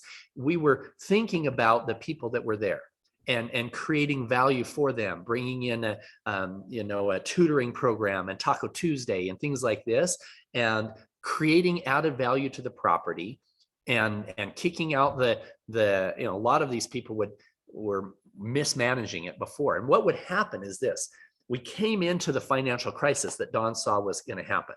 We had put together a team. We found a group called, we were Bridge Loan Capital. This group was called Bridge Property Management. They happen to have the same name, but more importantly, they had a 20-year track record in managing multifamily properties. And they had a 20% plus return. They had never run a fund, but they were managing money for CV Star and Angelo Gordon and a bunch of these guys in New York. And so we brought them on with this massive 20 years of credibility of managing apartment complexes, and our ability to run the fund, deal with the SEC and bring in all the extra money, building it right from the beginning with audited financials, et cetera. We came into the 2008 crisis, and when the rest of the market was losing 20, 30, 40%, we didn't lose any principal. And we paid out a double-digit return. Actually, that year we paid out a 9% return. And then after that, we ended up for the next 15 years with over a 20% IRR average per year return for our investors, which was phenomenal. Yeah. We became one of the top 10 emerging managers in the world. Because of the fact that we put together the right team. We then, Don and I, we had put together this right team and this right strategy, and he wanted to go meet with his old boss, a guy by the name of Bob Morse. Bob was the CEO of Citigroup Asia, the head of the financial, head of their investment bank. And we flew to Hong Kong. I remember I'm so tired. I'm on this new time zone. I've got my pitch book, private offering memorandum, and we have them on the desk. And Bob pushes them across the desk and he says, "I don't want to see any of that stuff." I'm like, crap, we wasted our whole freaking trip to Hong Kong. He said, "I've been following you guys for the last 6 months." And he points at me and he says, "I know more about your bio than you do." I'm like, oh crap, what's on there? He said, "I believe your strategy is spot on." He said, "I love the team that you've put together. You've got the right guys on your team." He said, "I don't want to write a $20 million check." He said, "I want to commit $300 million and I want to own the GP." Now, Don didn't want to work for him again, and I'm unemployable officially. I didn't want to have somebody, I want to be our company. And so we turned him down. We negotiated over the next few months back and forth, and he ended up coming on with that $300 million commitment. But more importantly, having not full ownership, but a large percentage of the GP, but with the commitment that he would come on and be a full-time part of building this. And so now this guy from this college, University of Utah dropout from Utah is a co-founder of something that we ended up attracting the most powerful voices in the investment world. Now with that credibility, we're bringing in $300 million from Morgan Stanley, and we're bringing in $100 million from different family offices. All of these powerful investment groups were seeing us because of the credibility that we had, and we ended up going from 100 million to 200 million to 500 to $1 billion, et cetera, and creating all of this momentum because we had started out in the beginning with that vision of where we wanted to go, creating a business with integrity, and being willing to bring people on who had way more credibility than we did and way more experience, et cetera. Now, I went from 50% ownership of the company with me and John down to 25% when we brought on a whole big team of guys with Doug and his people, to 15% when we brought on the bridge guys, to 7% but having a sub 10% ownership of a $40 billion company is much better than 50% ownership of a $10 million company. And so the infinite expansion that we were able to experience came because we brought the right guys with the right, the key is they needed to come in with the right integrity, with the right heart, with the right vision of what we could create. And in 2017, I retired completely from Bridge, pulled my not even on the board or anything else, retired completely. In fact, we removed everything possible online about me because of the charity work that I was doing at the time. And we can get into some more of the charity work, because I think that's super powerful for some of your guests to understand how charity ties into the success in the companies. But wanted to stop there and see if you had any questions on the building of the investment fund itself and the team, et cetera. Yeah, Paul, first of all, that's an incredible story. I've been listening intently. I'm just curious. So you already answered a lot of my questions. I was going to ask you what was your key steps to building it? And you said it really. You bring in a lot of the key people on there. But I just want to pivot to a different question. So $40 billion, now that's assets under management, right? Assets under management. Uh-huh. And can you talk about that as well? Like, because I had this discussion we had a few billionaire peoples on my stages, and on this podcast here. There's always that conversation of what is a true billionaire. What is it defined by net worth? Is it defined by revenue? You define it by your company versus the individual. Do you want to speak on that? And also, being in the financial services business, a $40 billion company is different than owning a product-based business that's $40 billion, because you only get, let's say, a fraction of a percent of the revenue stream every year. Is that correct? I mean, if you want to maybe talk on that for absolutely. a minute. And in the investment world, typically, let's just take the number $1 billion. Let's say that you're managing $1 billion worth of assets. And in our case, you're averaging over 20% a year IRR. So in 5 years, you've generated another $1 billion worth of profit off of that $1 billion. Typically, what will happen is you will have a management fee on that $1 billion of about 2%.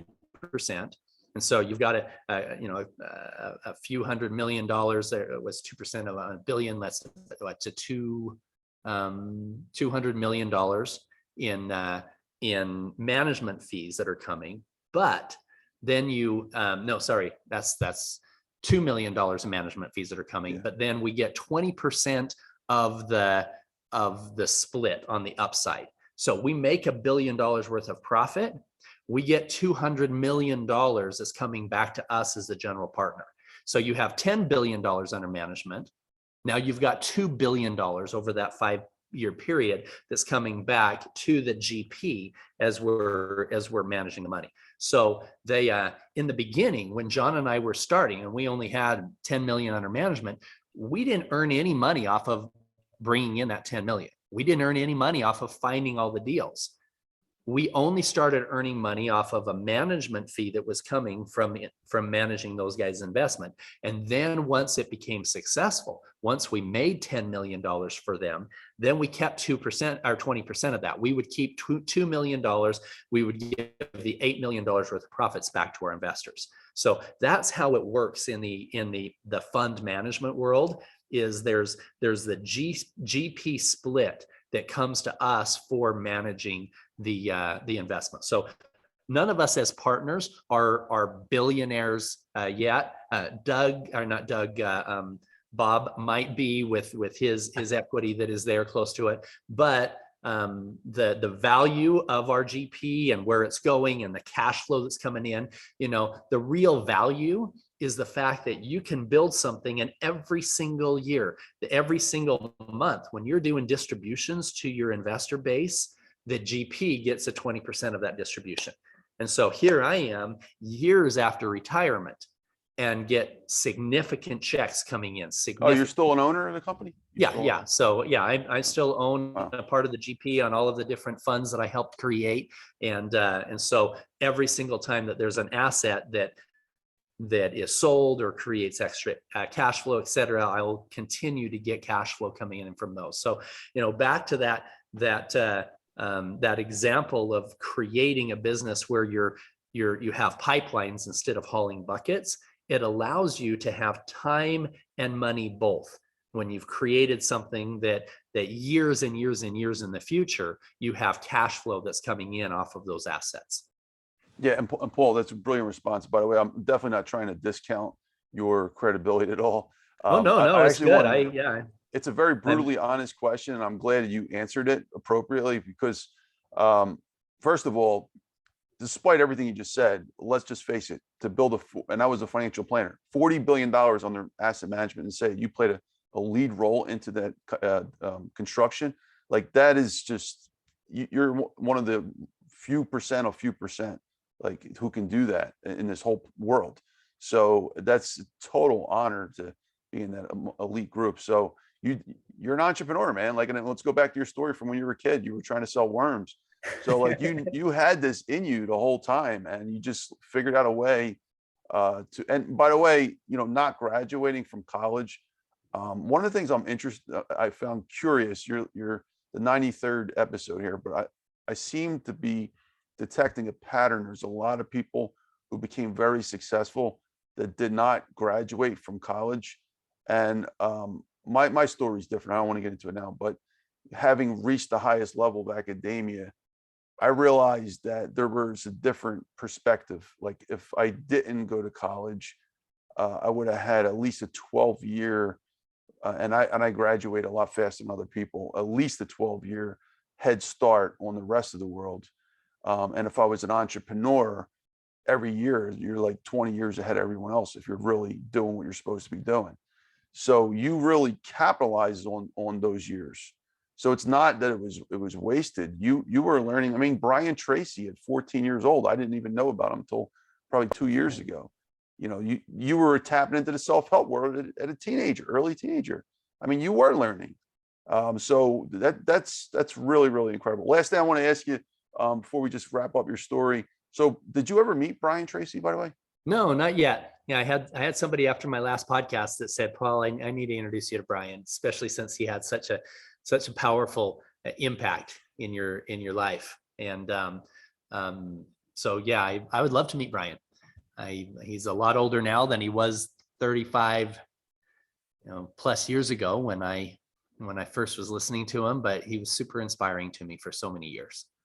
Paul, I actually just recently ran into several very close contacts, and he might be coming on the show in the next few weeks. So if you want, I can introduce you to his right-hand person. I would love that. I'd be super honored, because he made a big impact in my life and didn't even know me. In fact, that's my goal now moving forward. My goal is to have millions of people that I can make a powerful, positive impact in their life, people that I've never met, by sharing some of these inspirational stories. And one of the things that I want to make sure we touch on before we end, I'm going to back up to my early 20s and talk about a guy that I met by the name of Jerry Prine. Jerry had never graduated from 8th grade. He actually read on a 3rd grade level. He was called stupid his whole life. And yet, because of those inadequacies, he wanted to be an inventor. And he was the inventor of countless life-saving medical devices, over 300 medical devices. He was the inventor of the original software that IBM used as voice recognition, et cetera. So all of these different things he was the inventor of. And I had the opportunity to go to lunch with him. And Jerry said, Paul, you could have an IQ at 200 if you wanted. I'm like, well, I'm really not that smart. I worked hard for my grades and I didn't even get a scholarship. And so I'm not. He goes, no, he said, the difference between me and you is that I listen better than you. And I said, you listen better than me? He said, no, I listen better than you. He said, how? He said, do you think that I'm the inventor of those medical devices? I'm like, where's this going? I said, you have the patents, right? He goes, yeah, I do. He said, I said, you're the inventor. He goes, no, I'm not. I said, you stole them? He goes, well, kind of. He said, how long has the universe been around? I said, I don't know, millions of years. He said, billions upon billions of years. He said, I believe those medical devices were invented billions of years ago. I was a better listener than you. He said, it's either that or understanding that every single one of us are energetically connected. He said, there's this ether, this goes back into the Think and Grow Rich things, or the Magic of Thinking Big, or, one of the original books before that was called The Science of Getting Rich, that I'll talk about in a second. But all of these talk about how there's this beautiful energetic connection that if we can learn how to listen, he said, most people discount their intuitions because they know not from where they came. They think they came from their limited books they've read and whatever else. He said, this isn't a religious discussion. He said, you can call it God, you can call it the universe, you can call it, spiritual, energetic connection. We can call it what he says, you can call it frequency. He said, there's a power that connects all of us, that and people have experiences throughout their life where they have felt something, but they haven't acted on it. But then they felt something, then acted on it, and they realized, wow, that's why. There were so many other things that were coming in. Now, books like the Gift of Fear and others will talk about how your subconscious mind is picking up so many things outside of your conscious mind, and that's what's bringing it up. I would say that there's more to it than even that. And I've had hundreds of examples of the child rescue missions, of bringing in the right partners in the fund, of all of these things, where as soon as I have made a decision of exactly what it is that I want, I've written it down with clarity. This is what I want in my life. This is the direction I'm going. Once you've identified that, then the forces of the universe start coming into play, and the right people start showing up, and the right opportunities come in front of you. And all you have to do is just listen, and it will guide you in so many ways. My first book that's coming out in a few months is called Are You Listening? Not Are You Listening, but Are You Listening? Oh, And it shares those stories. That shares those stories about about listening from the heart, and about that intuitive guidance, and about, we live in this world of fake news everywhere, fake news on the left, fake news on the right, fake news on, and people are losing their trust in their media and their politicians and even their doctors and their church leaders. And they're like, wow, where do I find truth? Where do I find truth? And you have to understand, it's right here. This is not something that you have to try to logically figure out. There is so many things that can come in, and when you can learn that, it will start guiding you to going on that Kilimanjaro trip and meeting Doug, and listening to the soccer coach and bringing Don in, and listening to the attorney general, and going on that undercover rescue mission, and being a part of changing lives because of the fact that I've followed and I've taken the advice that Jerry gave me in my early 20s to simply choose to listen. So that's something that we could go on for another couple hours. I wanted to focus this conversation on the finance end, on building the companies, because I know that's what your audience is looking for. But I have pages. I've got hundreds, thousands of pages worth of information on how to direct your life in a way through changing how you think, changing how you feel, and following in a way that will just bring massive abundance in your life in ways that people couldn't imagine. Paul, just super quick, like I just want to say, first of all, writing's my passion before all this. I'm a scientist first, writer at the same time. So if I can help you with any of those books, I got a lot of connections with the I would love top that. New York Times bestseller. I mean, Mark Victor Hansen has got the record for New York Times bestseller. He's going to be at my mastermind. The cover of your magazine, I just got an idea. One hand on your ear and one hand on the heart. Oh, that's a great idea. Yeah. Yeah. Are you listening? No. Are you listening? Yeah, exactly. Yeah. Go get some more photos done. Yeah. But yeah, and then I'm going to do a bunch on trauma healing. I've led or been involved with over 70 undercover rescue missions in 15 countries.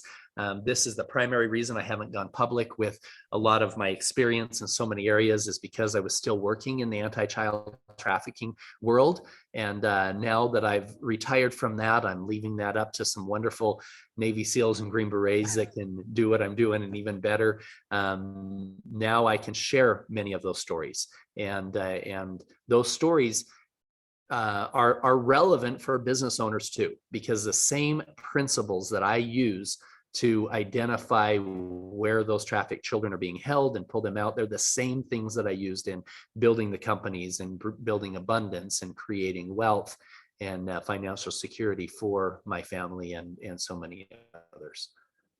Paul, I definitely love to wrap up your story next 2-3 minutes, bring it full circle. But before we do that, your background is just so cool. I mean, you got this house up for sale. Do you want to give us a little home's tour? being sold this weekend. We've had it for 7 years, but I'm never here. We sleep in this house maybe 3-4 nights a month, travel the world. We've got other homes, and then we've got a ranch that's super just beautiful, and nature is everywhere. So we're donating 20% of the proceeds, anything over $6 million on this home. We think it'll sell for 10, 12 million. Maybe it'll only sell for 5, 6. I don't know. It's going up for auction on Sotheby's International Luxury Home Auctions today through next week. And 20% of everything over 6 million is being donated to the Child Liberation Foundation, which is one of my foundations that fights child trafficking. You can find that at liberatechildren.org is the Child Liberation Foundation. And part of it's going to that, part of it's going to other child rescue foundations as well. But we're donating a huge percentage to making a difference in the lives of others. Would you like to give us a tour? I mean, even if it's a mini tour, maybe Sure. show us some things. Yeah, I don't want to mess up your connection though. If you can, Oh, it's no. totally your call. No. I'm what I plug the microphone. Can you still hear me okay? Maybe a little better. Wow, I should have unplugged the microphone from the beginning. So yeah, I'll give you a tour. So first of all, the views of the mountain are just gorgeous. You know, we've got some beautiful snow here. The ski resorts are just minutes away. So that's super pretty. This is the great room. I actually picked out these lights right here. They're like $20,000 each when we bought them. I made the design and stuff there. That's got to be what, 15 foot, maybe 17 foot high? 24 foot ceilings in here. Oh, okay. And then in here, this is the piano room. This is gorgeous in here. This is a Steinway Spirio piano. You know, this thing costs as much as a Ferrari. This thing's absolutely gorgeous. You can have picture these great artists and back all the way to the 1930s and whatever that the video.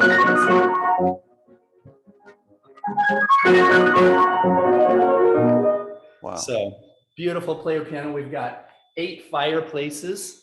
No, sorry, we've got 7 fireplaces. 7 fireplaces. That's a beautiful ceiling. It's a reflective thing in here. It's pretty. And so we've got 10 bathrooms in the house. The view from out in front is just spectacular with the beautiful mountains that are just right here. Wow, that is very nice. Yeah, super, super pretty here. Got a basketball court in the basement. We've had 300 plus parties here that, not 300. We've had 30 parties with over 200 people at each. In fact, the last one we had 450 people inside the house. Jeez. Which for a Halloween party, which was just spectacular. So got the stairs. It's got a whole bunch of bedrooms and stuff up there. I'll take you down.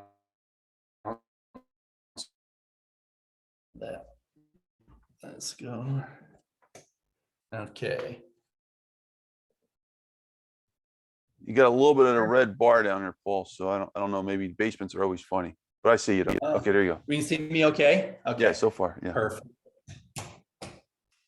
Wow, this is impressive, folks. You waited an hour and a half, and I always save the gold nuggets for last. I want to make sure you're paying attention. Look at this. You're getting a tour of his house today. This is incredible. Yeah, we have a beautiful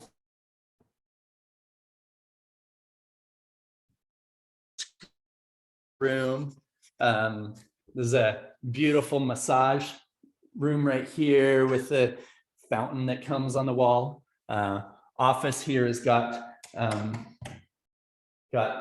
this beautiful snake skin wall type stuff. I've got a huge Canon safe, beautiful lights throughout the house. I put almost $1 million into the house after we bought it there's $100,000 worth of new lights upstairs in the great room and the kitchen living room alone, which are just spectacular.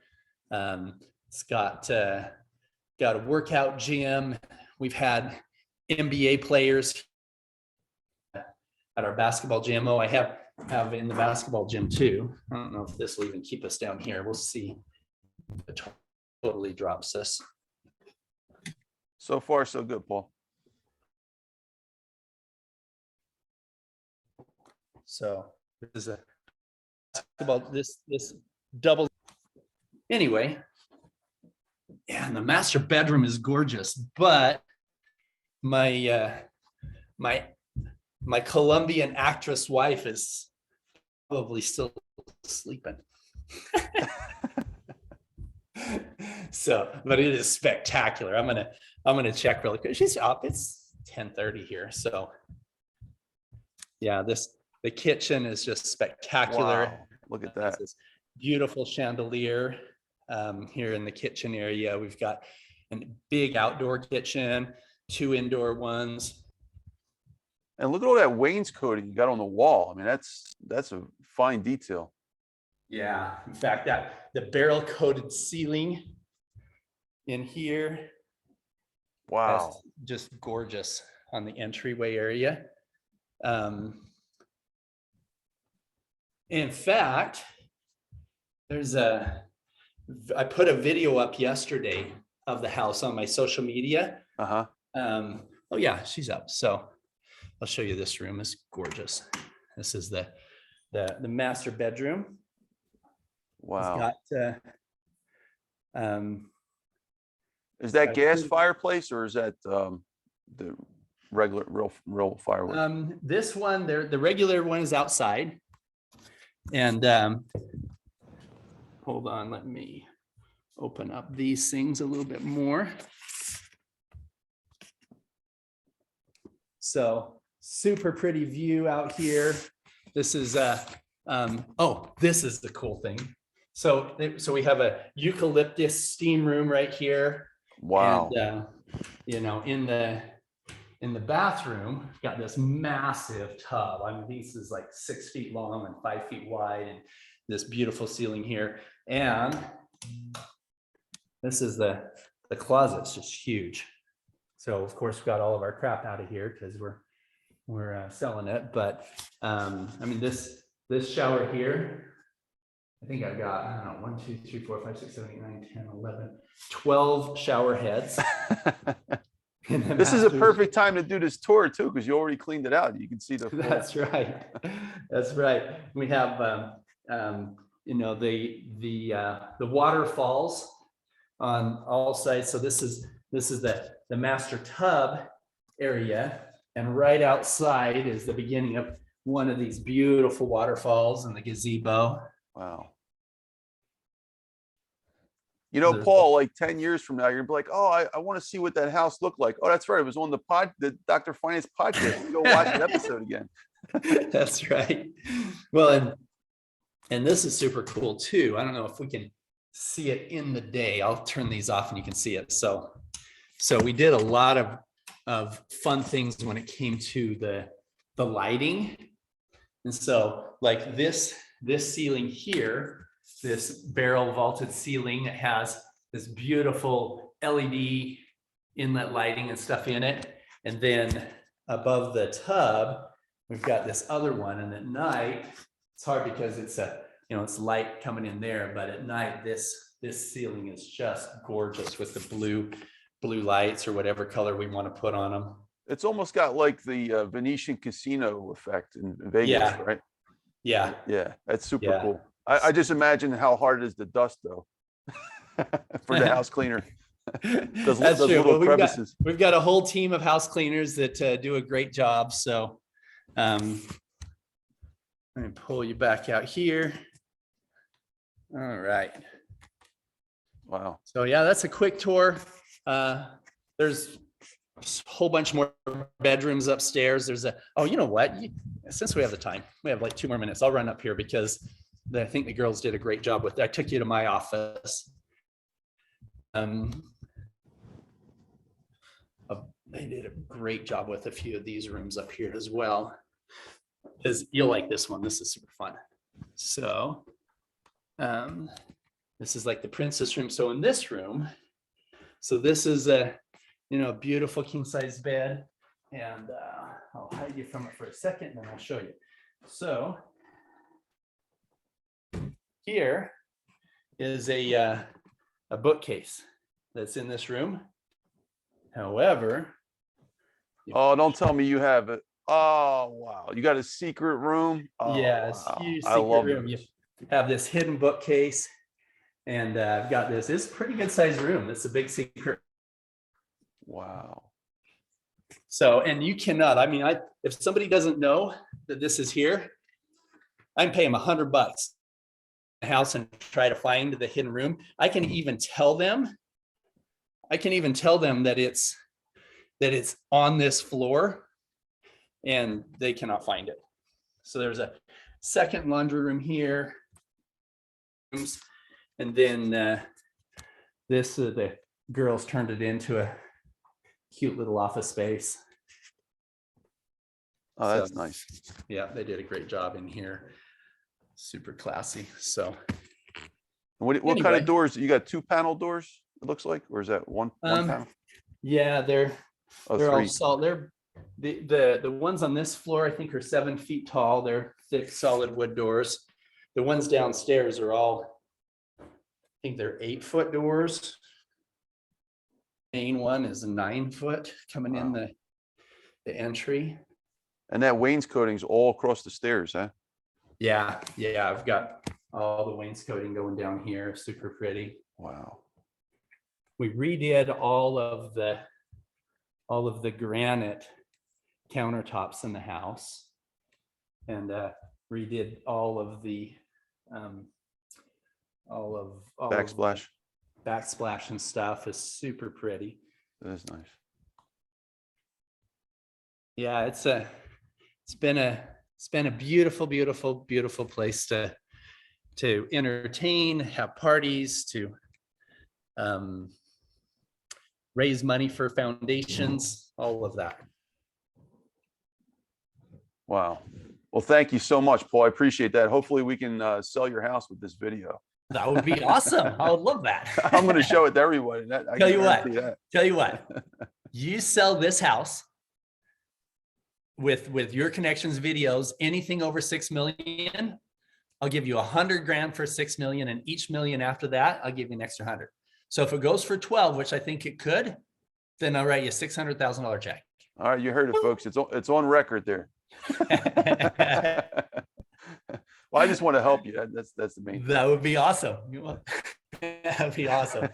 So either way, I see us doing some business together. You've got a good heart, you've got a brilliant mind, and you've got some great connections. So, that's what life's all about is instead of just figuring out how to trade time for money, but figuring out how to create value. And, there's a lot of guys that are brokers that will bring in the deals to Bridge Loan Capital when we were starting, or Bridge Investment Group later, and we would pay them, and they would work hard for nothing. There's a guy, in fact, I need to tell you this story. This is a super cool one. So I'm kind of bugged because he's taken my view, but I love the story. So let me tell you about Kelly. When John and I were first started, and we brought in a few guys, Kelly came in and he said, "Hey, I love what you guys are doing. I want to, be in business with you." And we said, "You know what? We're not hiring anybody right now." He said, "Tell you what, I'm going to bring my own desk. And can I put it over there in the corner? I'll put it in the corner, and I'll just bring in some deals. And if those deals are ones that you guys end up funding, then just pay me for it." And we're like, "Okay, that works, Kelly." So Kelly started working. He ended up working so hard that that we get him equity in the company. And there's a 14,000 square foot house right here. He's got a better view than me that he's building. Thanks, Kelly, for killing my view, but he's killing my view with a gorgeous house, and it's a cool story. I'm like, "Yep, there's Kelly right there." He came in and said, I'll work for nothing. And he ended up being a part of what we were building, and now he's got this beautiful home. And then next to his is where my business partner John bought the other lot. So now they're all wanting to be here as neighbors, and I'm moving, dang it. But anyway, I thought that was a cool story about Kelly, how he saw the vision of what we were doing and just said, "You know what? I want to be a part of that. I'll do whatever. I'll put my desk in the corner, and you don't even have to pay for a desk." Let me guess, Paul, he read the first part of Think and Grow Rich and got that idea from that. He probably did. He probably did. Yeah. Was it Thomas Edison, one of his guys? Uh-huh. So he saw the vision and held on to it and worked his butt off, and is an amazing part of the team, just like the rest of them. That is incredible. So Paul, I still have our questions and stuff, but can we wrap up your story? I definitely want to tell everybody about what you've done since you retired in 17 and catch them up to speed currently, because I think that's important. By the way, I'm going to ask another few more questions on charity, so don't worry. We'll catch up on whatever you missed in those questions, I'm sure. Maybe Awesome. 2-3 minutes. So what do you want me to finish up on? Anything from a business standpoint before we get into the charity work? Basically summarize, from the time you retired till now, in general, what you've been doing. Well, in general, I invested in a few companies. I invested in a bulletproof armor company that has some that does a great job with some ultra light car armor, so light that you can still roll your windows up and down and all kinds of other things. That company is called ATEK, ATEK. So I invested a bunch of money with them. I think I own 45% of that company, have a great team that's putting that together. But my primary focus has all been on anti-child trafficking. I've led 70 undercover rescue missions, or been a part of 70 plus, started out with some other foundations. In fact, there's a movie coming out called The Sound of Freedom. And The Sound of Freedom is about it follows the story of the Homeland Security agent who I first was a part of and working with his foundation, and the rescue mission that we did in Colombia. The actor who plays me is named Eduardo Verástegui. Eduardo is one of the more famous actors from Mexico. At one point, I was with the former president of Mexico, and Eduardo. Everybody wanted pictures with Eduardo. Nobody cared about the president, and he's a good man, good heart, and he doesn't play Paul Hutchinson because I didn't want the world to know who I was and what I was doing back then when we filmed the film. So he plays Pablo Delgado. Pablo Delgado, the $1 billion fund manager who quits his job to go help rescue children. And it follows the story of how Tim, the Homeland Security agent, had quit his job. He found, and this is a totally true story, everything that is in the movie, it was either from this rescue or for other ones that we brought in. But in the movie, there was this little boy, this little 8-year-old that was coming across the US border, and Tim had been identifying, trying to figure out where this kid was, and rescued him. This happened in real life. And from there was able to follow up and identify some other children. And there was a little girl that we were looking for in Colombia. Tim had thought that he had found her with a group of others, and the head trafficker down there had a piece of property that he wanted to develop into a child brothel sex resort. He needed $8 million to do it. And somehow we needed to put together a sting where this guy was connected not only to the children that he had, but over 100 children that were in different surrounding cities that were part of the same ring. And so they had this idea that if I came down, and he said, we helped to fund a couple things, and he called me and he said, Paul, he said, there's over 100 children down here. I need your help in a big way. I said, well, how much do you need? And he said, I need you. Can you be in Colombia in 2 days?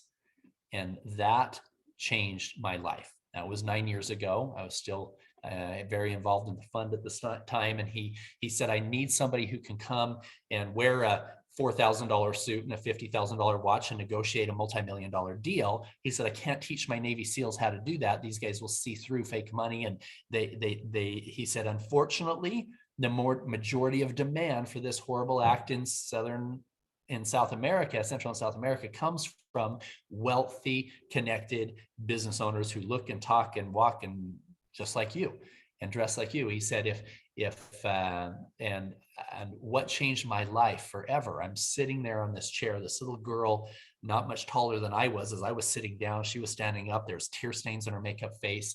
And the most beautiful moment of my life was after the agents came, stormed the party, arrested everybody. 30 child protective services people came in with the children, and they started laughing and singing with the children. And that sound of freedom was the most beautiful sound that I ever heard compared to the crying that I heard half an hour before. That's why we named the movie The Sound of Freedom. Jim Caviezel, he plays Jesus, Passion of the Christ, Count of Monte Cristo. Jim plays the part of the Homeland Security agent. Eduardo Verástegui plays my part as the helping to fund it, etc. But that mission, as we were being led off, and they weren't supposed to tell the children that we were the good guys, but somebody must have said something, because that little girl was standing there by the window with her hand on the window. She was crying again, but she was smiling and waving and said in her broken English, she said, "Thank you, Americans." And I turned to Sean, the Attorney General. I said, "Bro," I said, "I've spent my whole life making rich people richer. I want to make a difference. I'll write you a big check." I told him, I says, I was going to buy a Ventador. I was going to buy a Lambo this year. I said, "I'll write you the check instead. How much do you need?" And that's when he said, "Paul," he said, there's stuff like this going on all over. He said, if you're willing to be the bait, I'll change your whole life."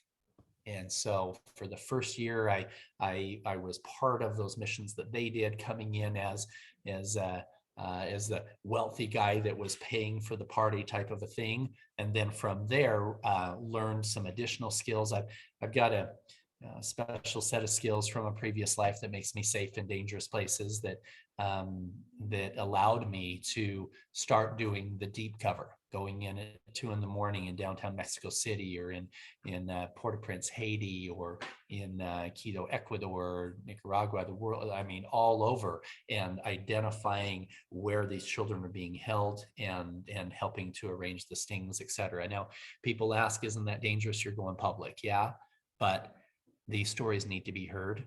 People need to understand that I've came to an understanding in the last few months that just going in and rescuing 10, 20, 30 children at a time, yes, it's making a difference in the lives of those children. But the problem is growing faster than any of us can do anything about it. One child being sold is unacceptable. 8 million is beyond comprehension. Somehow we need to change the demand. There's a systemic problem with our world that makes people think that that's okay. And the real numbers, the scary numbers, is not the 8 million children being sold. It's much bigger than that. 20% of all men in the US, and probably a higher percentage outside of the US, 20% of all men in the US have experienced sexual violence sometime in their life.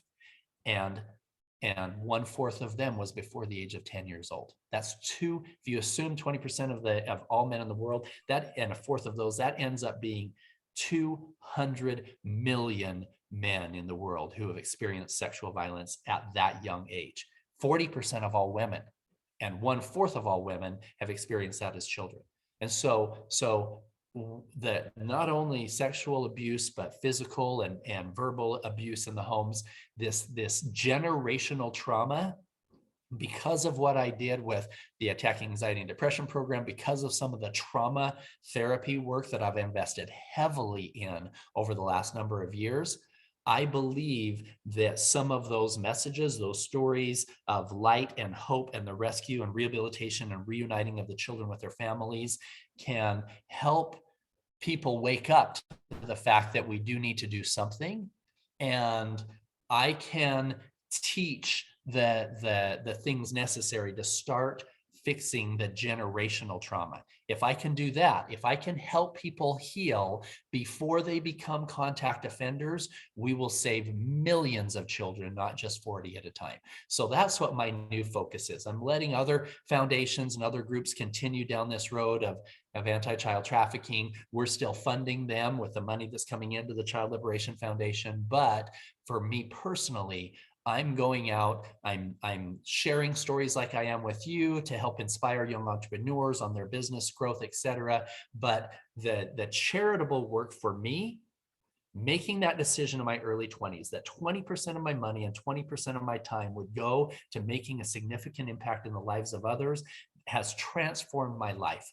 And the growth in the companies, all of that is directly tied in my mind to the charitable work that I have done.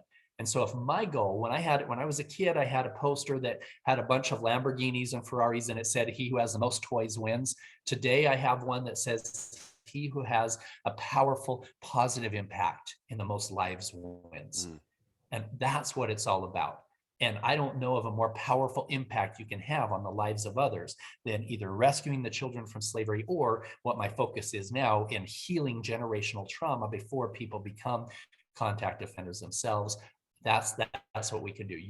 You put me in a room and you say, Paul, you can have a room of 100 traffickers and 100 pedophiles, and you can either beat them all up, or you can have a microphone. I would take that microphone, and in an hour I would take them into the pit of hell, and I would show them the depravity of the direction they're going. I would pull them out and show them the light and a pathway to healing. And I believe that can happen with everybody. People ask me, Paul, how can you go face to face with somebody who's selling a child and not have them see the anger and hatred in your heart and in your mind? And my answer surprises them. It's because I love them. They say, you can't love them, they're selling a child. Yeah, I love the innocence of those children more. I'm going to do everything in my power to ensure they never hurt another child again. But I can't judge them. I don't know what happened to them as a child. I don't know if they were raped themselves. There was so many horrible decisions got them to the point where they thought that that was okay, but I can't judge them. And so from here, to be able to help heal so many people, 1/5 of all men who are listening to this right now have experienced that kind of violence sometime in their life, and 40% of all women. We can do things to help change that, to heal their hearts, to help them let go of that pain. So that's my new focus of my new project moving forward, is creating a platform, getting out there, sharing the stories of hope and light and financial security, but at the same time being able to take that audience and teach them what they can do to help them heal. Thank you, Paul. Okay, all right, folks, we are moving on to our next segment now. We're going to ask Paul a bunch of wonderful questions, and hopefully we'll get some great answers. So I know we will. Thank you, Paul. Appreciate you doing great so far. Paul, some of these are just like, not even really questions. They're just trying to get a little more information about you. You already hinted at some of the answers. So just for the record, so you don't have, the next one's about books. So you don't have any official book, but you are working on one right now. Is I that do. right? I'm like one chapter of a book called Station 42 that was a bestseller last year. They did some interviews of different entrepreneurs, and so I'm like chapter 13 on that one. But other than that, no, I don't have any books out yet. But I have a bunch that we're working on right now. Every single day, I'm putting in 2 to 4 hours a day. We're hoping to have the first one out in about 3 months. Wow, incredible. Who's the publisher you're using?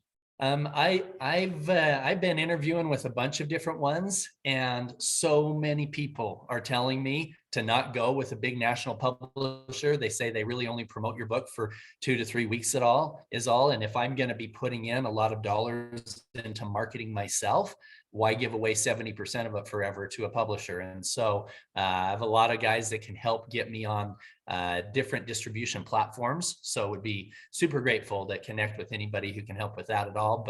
But that's kind of the direction that I'm going, is there's an independent group out of California that's published a whole bunch of bestsellers that they only keep 50% of everything that they sell, but I keep 100% of any of the avenues that I do from there. And they're going to have that book title out within the next 2 to 3 weeks to start promoting it from there, and then writing it. Yeah, that's really true though, Paul. Like I experienced that myself. I worked at 6 universities and I didn't get any support in selling my own books. If you go with the big companies, and I learned this through interviewing all these New York Times bestsellers, you go with these big companies, you're stuck. You got to learn your own PR. It doesn't matter if you have a self-publishing or if you go to a big publishing company. It's totally you to figure out how you're going to sell your books. Yeah. So, I mean, that's why it's good to have 2 teams, really. You have your team for PR, you have your team for the media, social media, and building influence. And if you can do it yourself, I mean, you save tons of time, save tons of money, but it requires your time. Yeah. Well, I'd love to talk offline and get pick your brain, get some information on book stuff, because I'm a newbie here. I don't know anything about it. So, well, I'd be happy to help. Just don't pick my brain because it hurts though. Well, thank you. Appreciate you. So, next question would be why? Oh, yeah. I want to ask you, why did you want to become a heart surgeon? I thought that was really interesting. Um, well, everybody told me when I was a kid that I should be a doctor. So I figured if I was a doctor, I wanted to be a surgeon. But what's super interesting is that fast forward today, if we had another 2 hours just to talk about the trauma work that I focus on and all of those things, that's really what I am today is a heart surgeon. We realized that the Child Liberation Foundation was not just here to rescue a 10-year-old in the clutches of a trafficker in Honduras. It's here to help rescue the 10-year-old child inside of a 40, 50-year-old man or woman here in the US and around the world who have dealt with childhood trauma themselves.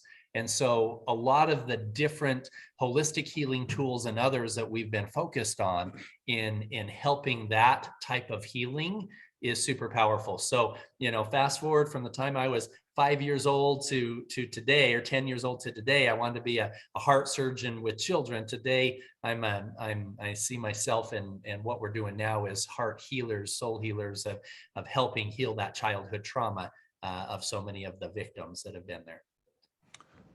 That's beautiful. It's funny. There's a similar analogy, I guess, in my own life. I always wanted to be an artist, but drawing didn't work out for me. But you get to be, I was able to be creative in a different way. And it's the same analogy, I think, what you're trying to make. Like, there's always a different perspective of the same thing. So you became the same thing, but just from a different perspective. Exactly. So it's really cool. I appreciate what you're doing. By the way, Dr. Bernie Siegel, have you ever heard of the man? I haven't. Okay, Dr. Bernie Siegel was interviewed on here. He's a friend of mine. He was one of the. Oh, you know what? I have heard of him. Love, Medicine, and Miracles, famous book. Yeah. So he was on Oprah like 40 years ago, and I'd be happy to introduce you to him. He was a surgeon. He was a heart surgeon. You're gonna love his story. That's why I thought it'd be incredible. He was helping people through surgery. He went the opposite. And then he realized that like a lot of the patients that were coming in, they only needed to fix their mind. There was nothing really wrong with them. So all his patients been known as this Dr. Siegel's crazy patients. Like they would go to him like when they had nothing, they were at their end of their life where the doctors were telling them you're going to die in 6 months. And they were like, all right, we'll go see Dr. Siegel, see what he says. And somehow most of them wind up living. Like Les Brown wound up living 27 years. He's been survived, I believe it was cancer for 27 years. I was on the stage with Les just a month ago in Mexico. Oh, no there was kidding. a group of influencers, and he was there, and he was a keynote speaker one day, and I was there the next day, and everybody's like, "Oh, you need to meet Les. You need to meet Les." So I'm going to be connecting with him in the next few months through some of those good people down there. Oh, that's awesome. Yeah, tell him I said hi. I love Les. If you want anything bad enough to go out and fight for it and work day and night for it. He's out of all the speakers, and I've had about almost 10 Hall of Fame speakers on my stages, clubhouse stages, folks. He's the guy for some reason that just seemed to. I mean, the room had 200 people in there. The first 5 seconds I turned it on, that was incredible. It was like they were just waiting to hear from. He's that good of a speaker. So yeah. Well, yeah, just to wrap it up real quick. Yeah, Dr. Bernie, I'd be happy to introduce him to you if you want. The guy's story is right in line with where you're at. So would love it. All right. Next question is reflecting on all of the best and most successful entrepreneurs. Can anyone be on that level without being great at sales? So this is more of a sales question. So to get where you're at, like if you strip sales away. I've known some entrepreneurs that weren't good at sales, but I will say that I believe that it's a key foundation because as you're building your company, you're either selling your product to customers, or you're selling your idea to investors, or you're selling your direction to your employees, you're selling yourself to your potential new partners, whatever. And so life is all about being able to take an idea and present it in a way for the other person to really understand what it is and how it can benefit them in their life. So that advice from my mentor in my early 20s is, Paul, if you want to be successful in business, you need to learn how to sell and how to handle rejection. And so I think that was good advice. And I've seen it in every aspect of building companies. That's a beautiful response. Thank you so much, Paul. Paul, next question. Do you have to make, you're going to really like this one. Do you have to make other people lose money in order to make money? No, absolutely not. So many people think that we live on this competitive plane, and you can create a true win-win-win. For example, when I was building the Attacking Anxiety and Depression program, yes, our tape program was a couple $100 and our personal coaching program was a couple $1,000. But these people were dealing with some issues that they couldn't even work a job. They couldn't be a contributing member of society because their anxiety and depression were so debilitating in so many ways. And so we were able to create something where at the end of the 12 weeks, if they didn't have their job back, if they weren't living a normal life, I would give them the $2,000 back. I created something that was so effective that we had a 97% success rate. Only 3% wanted a refund on the back end. And it was a win for our customers. It was a win for our coaches. I was paying them $50 an hour for their time doing coaching on the phone, which was great for these guys. It was a win for my employees and helping them have something where they were creating value in the lives of others and being able to pay their bills. So truly a win-win-win. In the fund, we would buy a property, the bank had 30 days to live. They needed some liquidity. We would come in with cash, would be able to keep them in business and be able to solve their problems. We then go in with the right team to create added value in the property itself. It's a win for the tenants. We're not a slumlord. We're actually creating value that's a win for them. It's a win for my investors, getting a great return, and a win for our employees as well. So you can truly create a win-win-win in every scenario if you think on a creative plane and work from a place of heart, work from a place of integrity. Now, Paul, that's a brilliant response. I just want to say that you have reached one of the highest, I don't know about highest, Elon Musk is, he's the richest guy in the world, but you've reached the billionaire level for your company, which is an elite status, right? So you figured this out. Everything you just said is true. But I noticed growing up in the real estate business, there's so many, at least in Philadelphia, it's one of the biggest cities in the country. There's people that I've watched make hundreds of millions, and they don't get what you just said, which I agree wholeheartedly with. And it always just disturbed me. Like they would run on the little old lady and get her out of her house and take her home. And like they already had 100 million plus, and they're still doing it. Yeah. And I'm sure that happens all over the place. And I just don't get it. And maybe that's why they never excelled to the $40 billion level. They were stuck at the $100 million level. But it's amazing that they could at least make it to that level and not do the things that you talked about. And any comments on that? Because not even talking about the underground world, the black market or anything. I'm just talking about just regular. I will say, you can make money from a place of heart and from a place of integrity, and you can make money from a place of hurting other people. You can make money either way, but when you are there, the making money by hurting others will canker your soul. You will feel it. You will be, I can't tell you how many unhappy people with money I have met because they don't understand that principle. And, when they're spending it, knowing that money was brought into them in a way that was out of integrity, it's not fulfilling earning it, and it's not fulfilling spending it. And they know inside, they know that are you listening part of them knows that they're out of integrity in their financial goals. And you can make money just as easily, if not more easily, doing it from a place of heart, from a place of integrity. Yeah, that's a brilliant response, Paul, and a good point. Like actually everyone that I just quoted, without saying their names, they ended up in a position where they're not talking with their kids, their family's out of whack. There's something really off. They're miserable. And it's a shame because they didn't really get that money was just, like you said, it's just a tool. It's a tool. And they made it an end.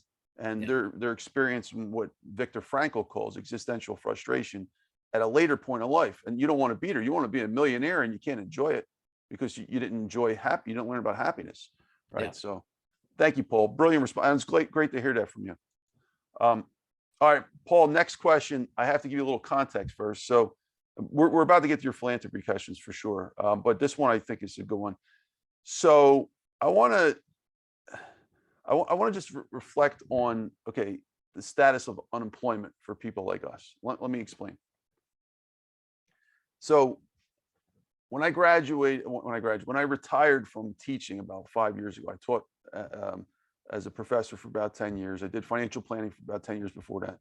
And I retired about 5 years ago. I was just like kind of stuck, and I didn't know what my next move is, but I know that universities aren't taking my back. I got 3 books out there. I know I'm changing the world with these, but nothing's happening here. So I stood still, and for like a year or two, I just wandered around helping this one build a house, helping this one retire, but it's not really taking care of myself. And I also was trying to figure out what my next move was. So I went into an executive recruiter's office one day, and I'll never forget this. I go up, and they were like, hiring for 200,000-300,000 plus jobs. I'm like, all right, maybe that's my next move. Maybe I'll be a CFO of some company or something. And I get in there, and it was the most interesting interview. It went on for about an hour, and we just wound up going from the initial talk to shooting, just basically hanging out. And I walked out of there though, and I was actually kind of depressed. And I said,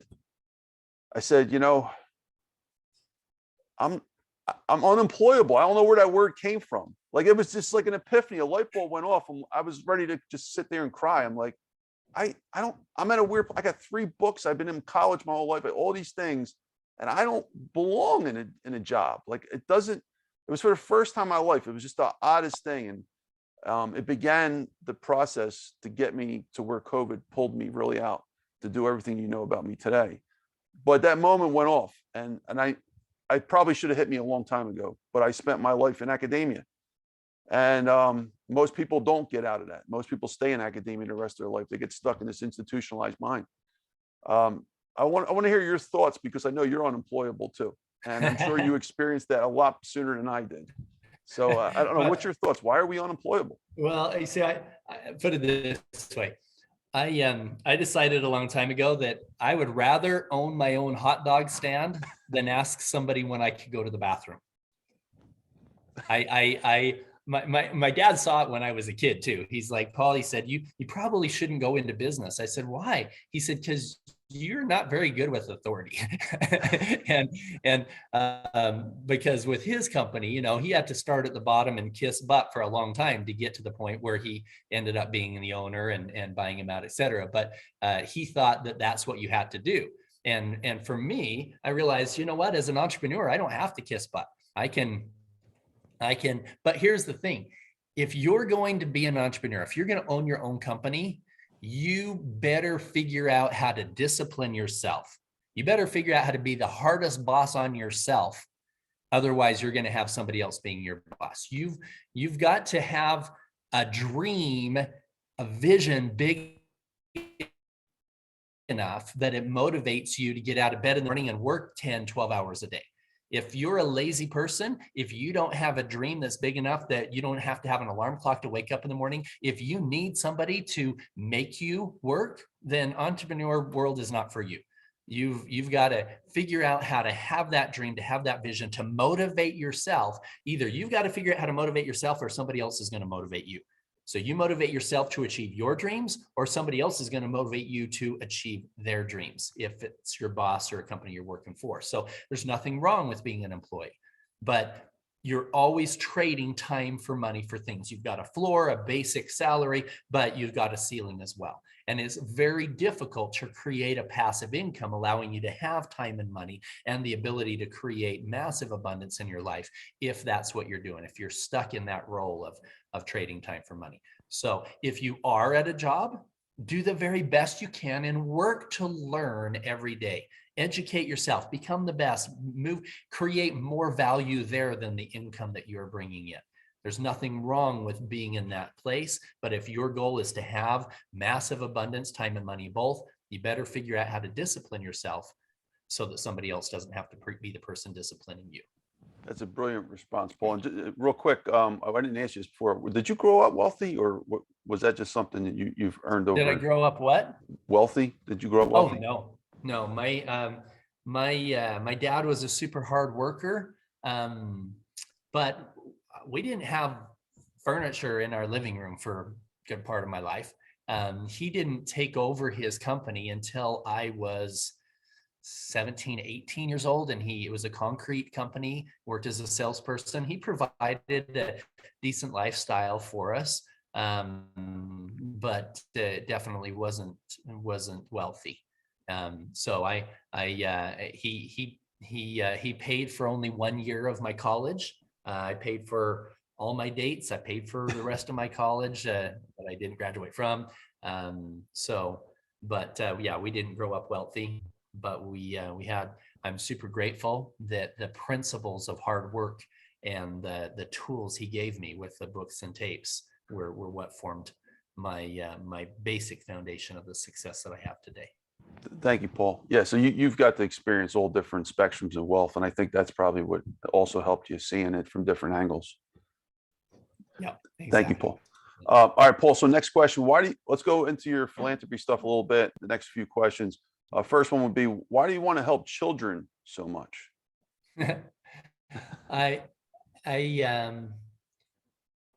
It started out with me realizing that just donating money to a 40-year-old man who made bad decisions, now he's asking me for drug money, that just didn't feel right.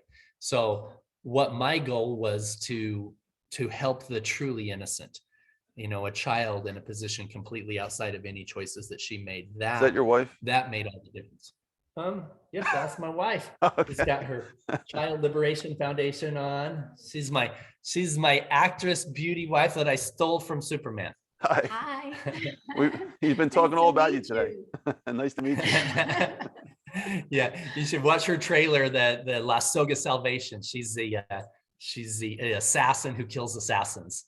Wow. He trained me. I did. I trained you on all of. We trained on all the real guns before she did the movie with the fake ones. I have to say I'm pretty good at it too. Great teacher. It's nice meeting you. Thank you, Paul. Appreciate that. Sorry to interrupt. Oh no, you're good. So yeah, that was the thing. Is I felt like if I was going to be donating a big percentage of my money, I wasn't gonna.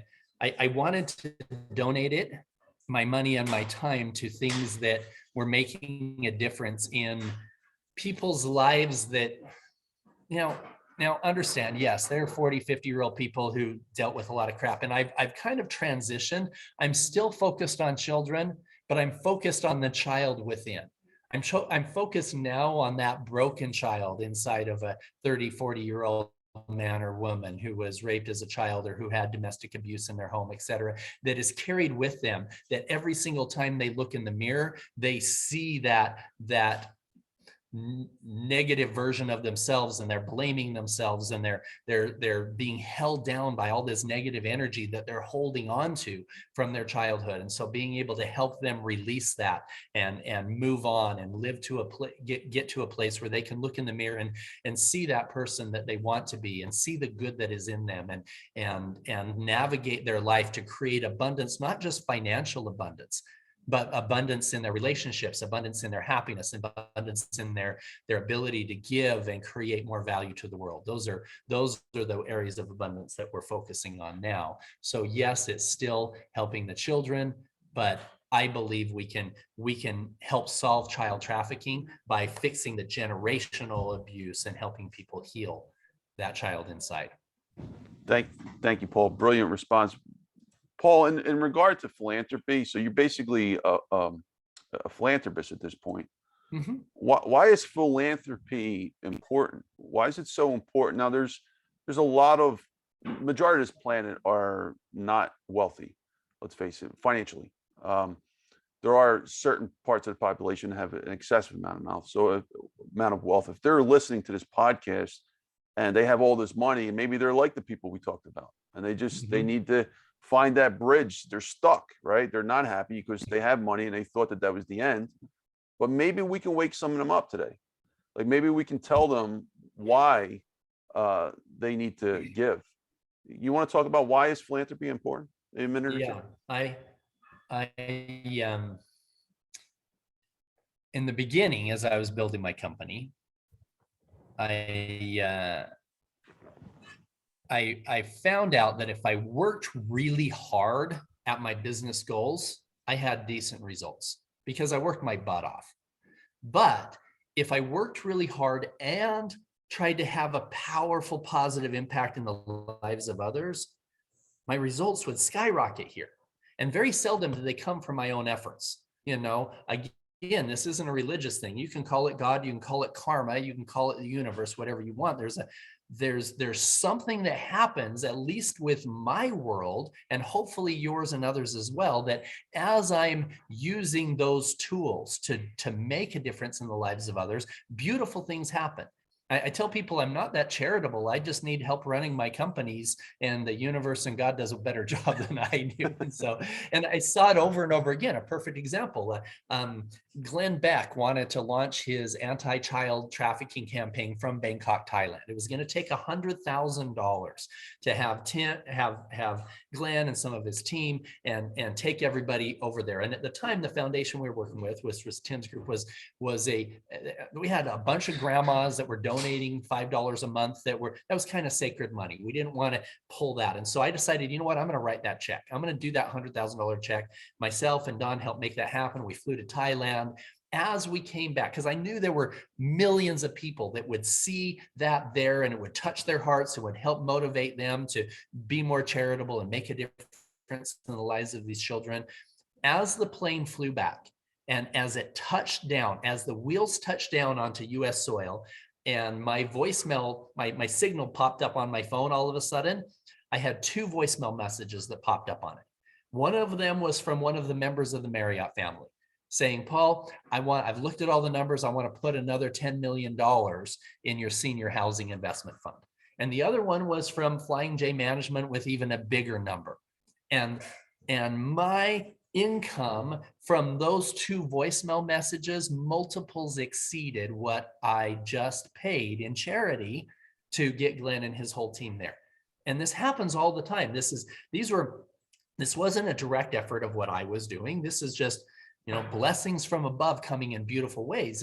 And I've seen that happen over and over and over again, and where beautiful things will happen. Now, so that's the answer tied to the financial side. Maybe even a little bit selfish side. Hey, let's give so you can get. It's kind of like love is like a magic penny. You give it away, you don't have any. Yeah, you keep it to yourself and you don't have any. You give it away and you have so many, it'll roll all over the floor. It's the same thing with this. There's an energetic connection in when you. Now, if you just want to be a Mother Teresa and give it all away, that doesn't work. You've got to have your mindset right. You've got to do everything with this goal of this vision of being successful, of saying we're going to be $1 billion fund. All of these things are all tied to it. But when you have this vision of where you want to go and you're trying to have a powerful, positive impact in the lives of others, miraculous things start coming in that are in line with your dominant goals. So that's and on top of that, the benefit from an emotional and a happiness and a spiritual enlightenment standpoint are so much more. I believe that happiness comes from 2 things. Number 1, personal growth, personal progression. You look back in your life, the times of your happiest is when you're growing financially, you're growing in your relationships, you're growing in your physical world, you're going to the gym all the time, you're educating yourself. Areas where you got out of your comfort zone, out of that rut that you're in all the time, and pulled out of that comfort zone and have been growing in your life, you're happy. The other times that you found happiness are times where you're helping somebody else progress. You're seeing your little 2-year-old daughter take her first steps or words or whatever, and you're helping somebody get ready for this big performance, whatever it is. When you're helping other people grow or progress, when you're mentoring kids that are coming out of high school or college, that creates happiness as well. And it's not just me. I think this is innate in everybody. And you look back in your life, the times you've been happiest, times where you're personally progressing and helping other people progress and getting out of being stuck. So that personal happiness, as well as a financial gain that comes from it, that's why charity work, I believe, is super important. That's brilliant, Paul. And I just want to highlight, you mentioned the Mother Teresa thing. I do want to say to the audience, folks, what Paul was trying to also say was that you can only give, and I learned this for myself, you can only give what you can afford to give, right? Like if you are worth $1 million and you give all the $1 million away, you can't help any more people because now you're broke. Yeah. Like always keep that in mind. Like if you want to give what you can afford, so it keeps you in the game and you can still help people later. Would you agree, Paul? But don't wait until you're a millionaire to give. When I started, I was earning $2,000 a month. My mentor said, hey, 20% of your money should go to charity. I'm like, that's $400. I have to live on 1,600 instead of the 2,000. That was hard. But that makes a difference. You start where you are, make a decision that a certain percentage is going to go to making a difference in the lives of others, of your money and your time. And you'll be amazed at the beautiful things that start opening up in your life. Thank you, Paul. Paul, real quick on Make-A-Wish Foundation, if you want to just talk about that for maybe 30 seconds or so, because I know you're you involved bet. with it. Yeah, I've served on the board here in Utah for 7 years. Amazing people, good hearts, and of course they will grant wishes to children who are who have life-threatening illnesses and things like that, and super fulfilling, because again, these are children who, by no fault of their own, they didn't make bad decisions and now they're on the side of the road asking me for drug money. These are 9, 10-year-old, 11-year-old, 15-year-old children who are having cancer and things like that, and being able to use my connections and ability to raise money and donate to help grant wishes for these children was life changing. Thank you, Paul. Paul, last question on charity. Out of all the causes you could support, and I sort of asked you this before, it's a little more direct here. Why did you choose the ones that you did? So again, out of all the causes you could support, I mean, you could have chose infinite amount of things. You could have chose, cancer or whatever. Save the trees, everything. Yeah. Here's what I would encourage. Find something you're passionate about, whatever it is. Maybe it's saving the whales. Maybe it's saving the trees. Maybe it's fighting cancer. Maybe whatever it is, homelessness, hunger. But as you do it, make sure that your charitable donations are not adding to the problem. So many times we create more welfare mentality by giving welfare dollars. The people in poverty, the worst thing you can do is give them a whole bunch of free money for no reason. The best thing that you can do is create a platform and an environment that helps give them the tools they need to grow out of where they are. And most importantly, giving them the belief that indeed they can have and do what they want. You're not going to solve hunger or poverty by showing pictures of hunger and poverty to affluent people. You're not going to do it. Okay. Yes, those guys can write checks and create that platform, giving the education and the ability for people to pull out. But the most important thing you can do is show abundance to those people who are in that position and say, you can have this if you want to. And I have hundreds of stories of employees and people that I've mentored, et cetera, where the number one thing is not teaching them how to get there. The number one thing is identifying their why. Take them looking at houses that they can't afford yet. Ask them, if every car cost $1, what would you drive? If you could fly anywhere in the world tomorrow, where would it be? Help them. And if you could donate money to a charity and you had an extra $1 million to give, what charity would it be and why? Find out their reason why. What is their dream? What is their motivation? Show them those. This is why vision boards are so valuable. Is seeing yourself where you want to be is so much more important than showing poverty to the affluent and saying write checks. And so find something you're passionate about. Paul, sorry to interrupt you. Sure. Go ahead. Yeah. So what was your answer to that question? Like, speaking of why did you choose to do what you did? Like, why is helping kids and why is that your thing? And out of all the unlimited possibilities. Because I believe that if you can help a child get out of slavery, if you can help heal them, if you can help educate them, that's our future. That's 10, 20, 30, 50 years down the road, that healed generation will help heal more and will transform the world. We're 50, 60, 80 years old. We're at the end of our lives or halfway through it at least. But these kids, they're the hope of the future. And again, if you can heal that trauma, then you can stop the generational abuse that's creating more trauma in the future. So let me see if I could see this from a different angle. In one way, you can say that you're actually trying to help build a brighter future for humanity. Yeah. By helping out the youth, you're building a brighter future for everybody. Because if they can grow up in a more peaceful manner, with clearer minds and less baggage, that will create a ripple exponential effect for the rest of everyone they touch in their lives. So absolutely. Right. Quick 2-minute story on that.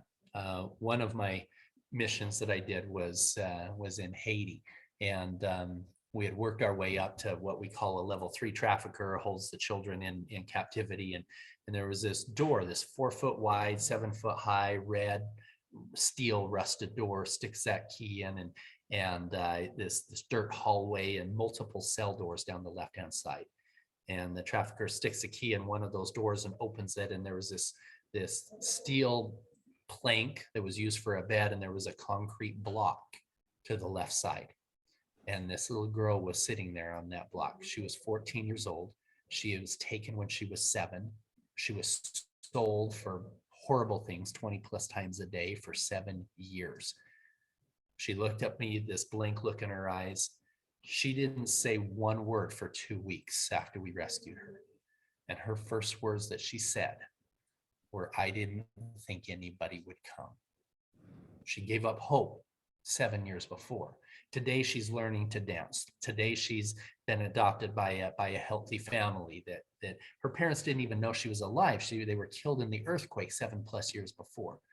And so every child has, if that was my little girl, I would give everything I have to get her out. I would take a bullet for her. And just because the parents of these children don't have the resources I do, don't have the skill sets that I do, don't know where she is, doesn't mean that they love her any less. Every child deserves the opportunity to live their fullest life, to dream, to learn how to dance, to learn how to sing, to learn how to be a nurse. And so that's the reason why we do what we do, is giving them that new chance on life. In fact, when I years ago, I was going on a rescue mission, and my girlfriend at the time said, "Oh, I don't want you to go. This is super dangerous. This is super dangerous." And I had just been there, done some of the pre-stuff, and there was this little 11-year-old girl that some of the others were getting out, and it just so happened when she said, "I don't want you to go. This is dangerous," her sons were playing with a little girl from the neighborhood, and she was 11. And I had her come over to the table. I said, "Hey, come over here for a second." And I think her name was Jessica. I said, "Jessica," I said, "how old are you?" She goes, "Well, I'm 10. Well, I just turned 11. I said, "Well, that's great." I said, what do you do for fun?" She said, "Well, I like to ride my bike. I like to, play with some of my toys and stuff and things." And I said, and what do you want to be when you grow up?" And she said, "And I like to dance and stuff." And I said, "What do you want to be when you grow up?" She goes, "Well, maybe be a dancer or maybe be a nurse." Beautiful dreams for a healthy 11-year-old girl in a healthy home. And I had her go sit down and go play again with the boys. And I turned to my girlfriend at the time and I said, "That little girl that I saw down there last week, that is in bondage, is her age. And if I don't go back down there, she's going to be sold to some horrible person.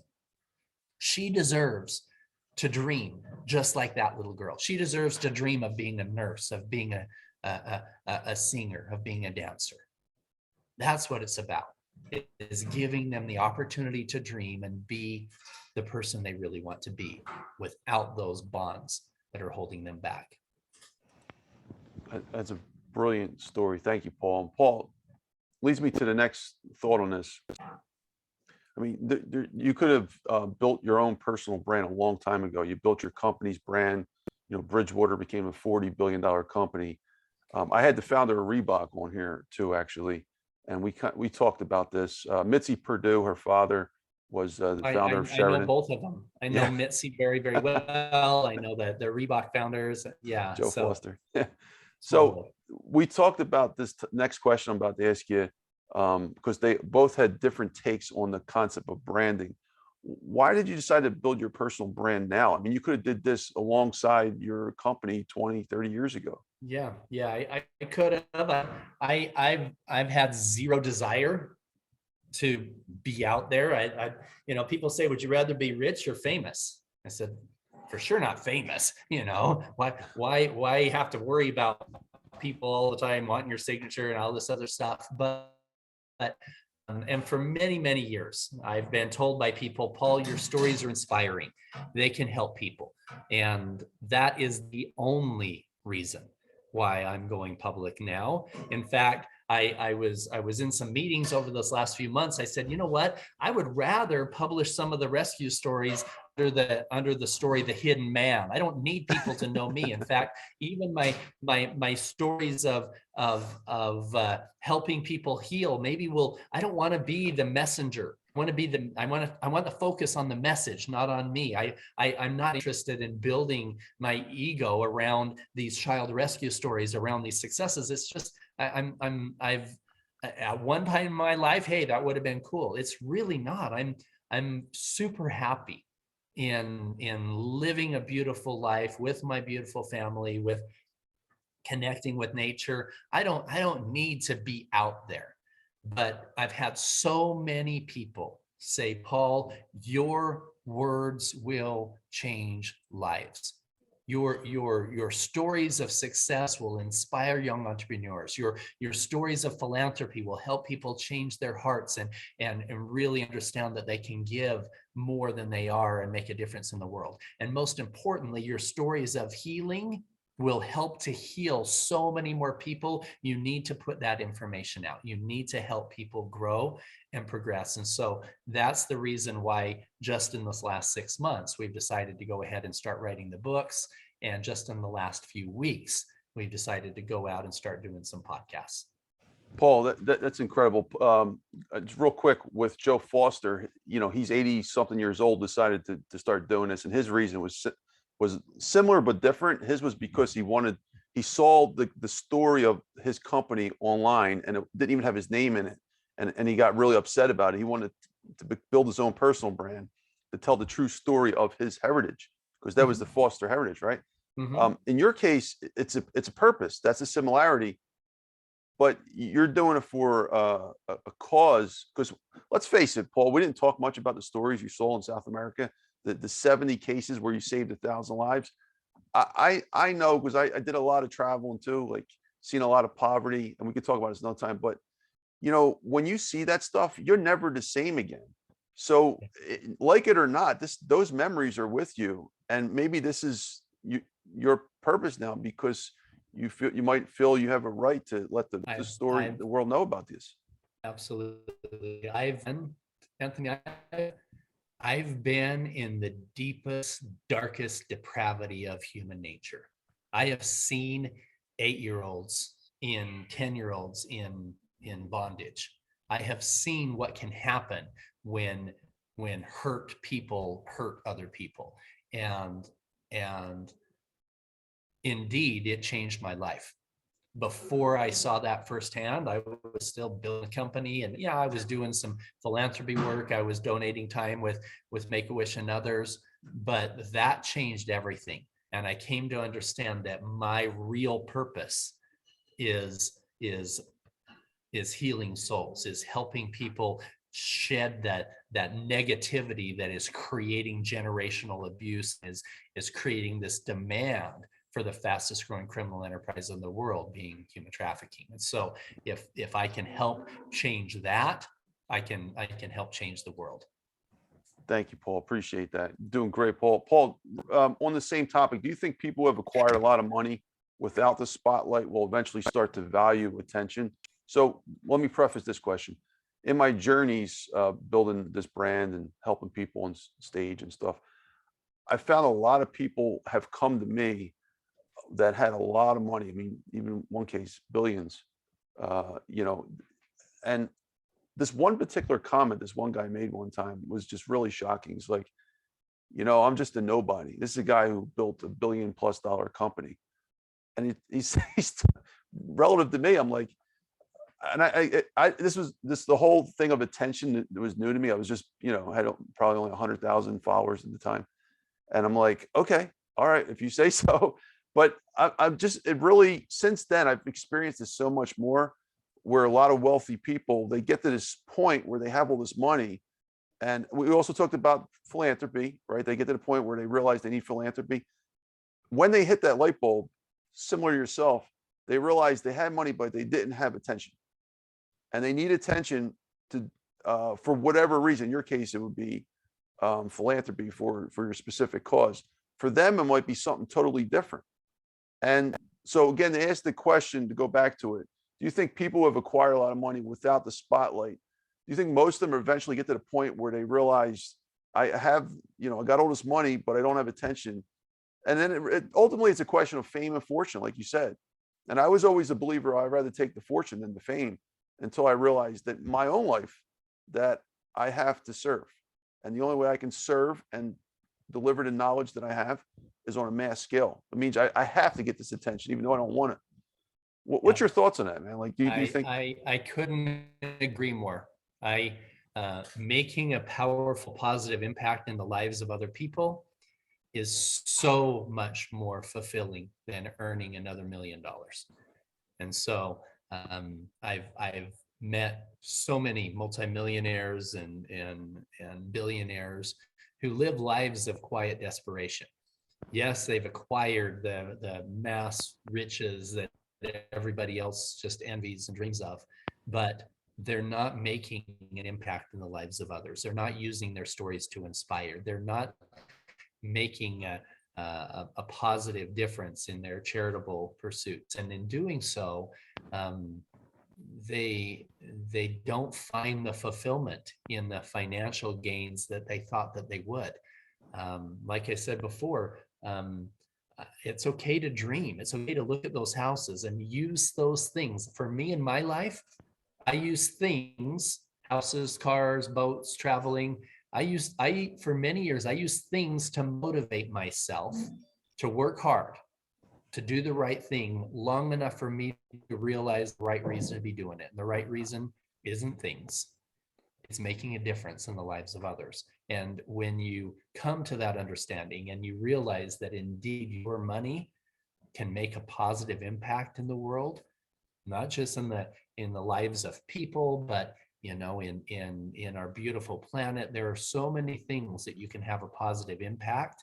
And instead of just pushing ideologies and whatnot, truly finding ways to inspire people and giving them the tools that they need to be able to live the life of abundance that you need. So you think you would agree that you would say a lot of very wealthy people that are out there, and there's probably a lot more than wealthy non-spotlighted than those who are wealthy and famous. Would you say a lot of those people at some point will probably regret there's something else they could have did because they didn't have the guts to go get the attention to spotlight a particular charity or philanthropy effort like yourself? Yeah. And I work with a lot of them. I have a lot of family office conferences that I speak at, and I come in as the keynote speaker. For many years, I would have them turn off any recording devices, nothing social media, because I was still doing the undercover work. But before COVID, Vanessa and I were in a different country almost every other week, speaking to royalty and world leaders and family conferences with I would share the stories of doing the work, and my subject matter was leaving a legacy and making a difference, because so many of them have their financial legacy, but they're not making a difference, and they are very unfulfilled in their lives because of it. And so that's why I was brought in as the keynote speaker with all of these family office conferences, was to show them that the pathway to having a truly fulfilled life is in making an impact in the lives of others. Thank you, Paul. It's really heartfelt to hear that from you, because it kind of gives me an idea of what I'll be up against as I keep going. And I have to think about it differently now. And I'm sure you would agree with this, like how to get folks like them to start funneling their money into a way that can be more impactful to humanity. Mhm. And if I can understand them better, any good-hearted folks like yourself too, then we can have better chance of persuading them to jump in on the cause of helping out certain really good causes like yourself. So what you're doing. So Thank you. thank you, Paul. Paul, I love to talk about your royalty real quick, just for like a minute or less. How has becoming royalty benefited you in any way? So I mean, I don't even understand Well, what you have so many things. I'm not really royalty. I've been knighted twice. Well, you're Sir Paul Hutchinson, right? Exactly. Yes, Sir Paul Hutchinson. It's funny. Eduardo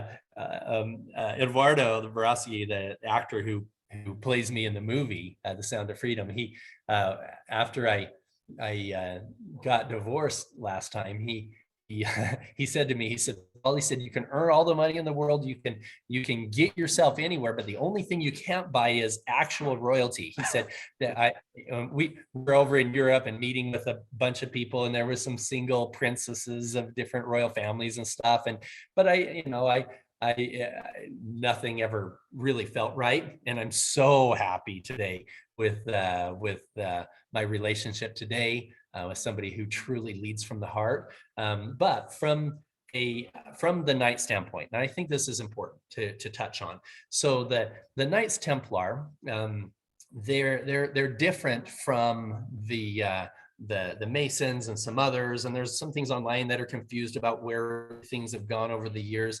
Knights Templar have been around for hundreds and hundreds of years. In fact, there's some new studies coming out saying that they were likely here even BC, and they simply have the commitment to live life with chivalry, live life to protect that which is good, and to, dedicate their lives to God. That's the kind of the motto type of a thing. But in order to be knighted, you have to be nominated by an existing knight, and then there's that there, and from there, you have to be approved by the big national ones and whatnot, and you actually kneel down. You don't. I'm sorry to interrupt you. You don't pay for this, right? Like somebody actually is just. It's just a nomination. No, you can't buy your way into knighthood, for sure. Interesting. Yeah, you can't buy your way into it.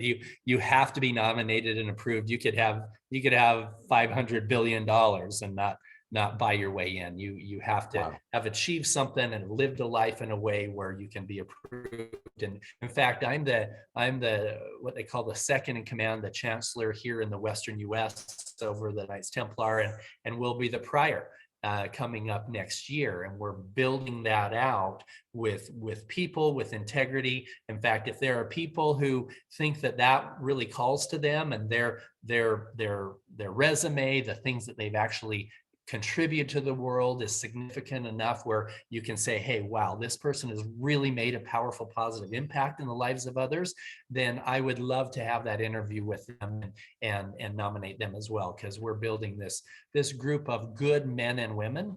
Now, Prince Lorenzo in Italy, royalty hasn't really been in a position of control since the World War. However, there's still the royal family there, and Prince Lorenzo's a good man, good heart, and he nominated me to be knighted through their order as well. It was a funny story. It was actually, his knighting ceremony was the exact same night that I was supposed to be getting the Ellis Island Medal of Honor.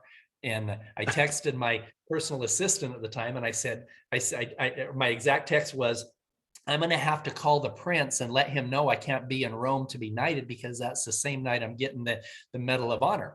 And she texted me back. She goes, Paul, that text was so badass, just to be able to say. So he postponed that knighting ceremony in London, in Rome, for a couple days just so that I could do the Medal of Honor, and then we could go there. And it was funny. We were planning on only being there for a couple days. So Vanessa only took one dress. I had just a small carry-on. Well, at the end of the nighting, Prince Lorenzo says, "Hey, do you want to tour around Italy with me?" We're like, "Well, that'd be cool. A tour around Italy with the Medici family. That's great." Okay. So we tour around with him a few days, and we're getting ready to fly home, like the day before we're flying back. And I get another call from a gal named Daphne who we had met at a Grammys party in LA. And she said, "Hey," she said, I'm in France at the Cannes Festival. I've got this big group. I'd love to introduce you to them and have them hear what you're doing with the child rescue work.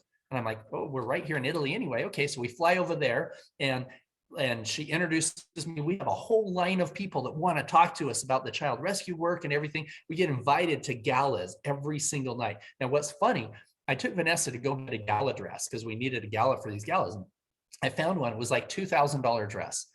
And it was a beautiful dress. And she looks at it, and she looks at the price tag, and she said, "Paul, what is the average cost to rescue a child?" And I said, "It's an average of about $2,000. She said, "I'm not wearing a child." She said, "You can buy me a $200 dress and I'll rock it and donate the rest of the money to help save children." That is awesome. So she rocked that dress 9 different gals in a row. And then we get invited to the AmFAR event. You checked another box off for that one, huh? Exactly, another box. Then we get invited. We're still on this same trip where we had met the prince and everything else, and we get invited to a dinner at the castle in Monaco with the prince. Wow. And so we're there at this. I mean, this is a powerful. I mean, this power players that are there at this dinner with us. Let me put it in perspective. The Kardashians were there sitting by themselves at a table. There was such powerful royalty and stuff there that nobody was even talking to them. Right? I mean, this was high level people that were there. And then we get invited to watch the race. It was the Formula One race that was going on the back of this $350 million super yacht. We meet the Louis Vuitton family and some of the people there. It was a phenomenal opportunity to connect with more royalty and some great people, all because we were there with Prince Lorenzo. And Paul, just to put it in perspective, because I don't really understand it myself. And I had this discussion with Sir John Shin a few weeks ago, who we had a conversation that ended, "So you can officially be Sir Dr. John Shin." He goes, "Yeah." So, because he has a law degree. But how many different organizations of Knights are out there, and why is the one you're in so special? And does it even matter? The Knights Templar is the oldest and original Knights organization. There's a lot of other ones, like the one that Prince Lorenzo did. That's a funny story. So I wanted the sword that I got knighted with when I was in Templar, and of course that was from the Vatican, some other things. And I'm like, oh. So Prince Lorenzo, I said, "Hey," I said, "I would love to buy that sword." He goes, "Paul," he says, "that's been in the family for forever. We've been every year. That sword's used to knight other knights. It's not for sale." And I said, "No, your family has a family foundation, right?" He goes, "Yeah." I said, "What if I made a sizable donation to your family foundation? Can I get the sword I was knighted with?"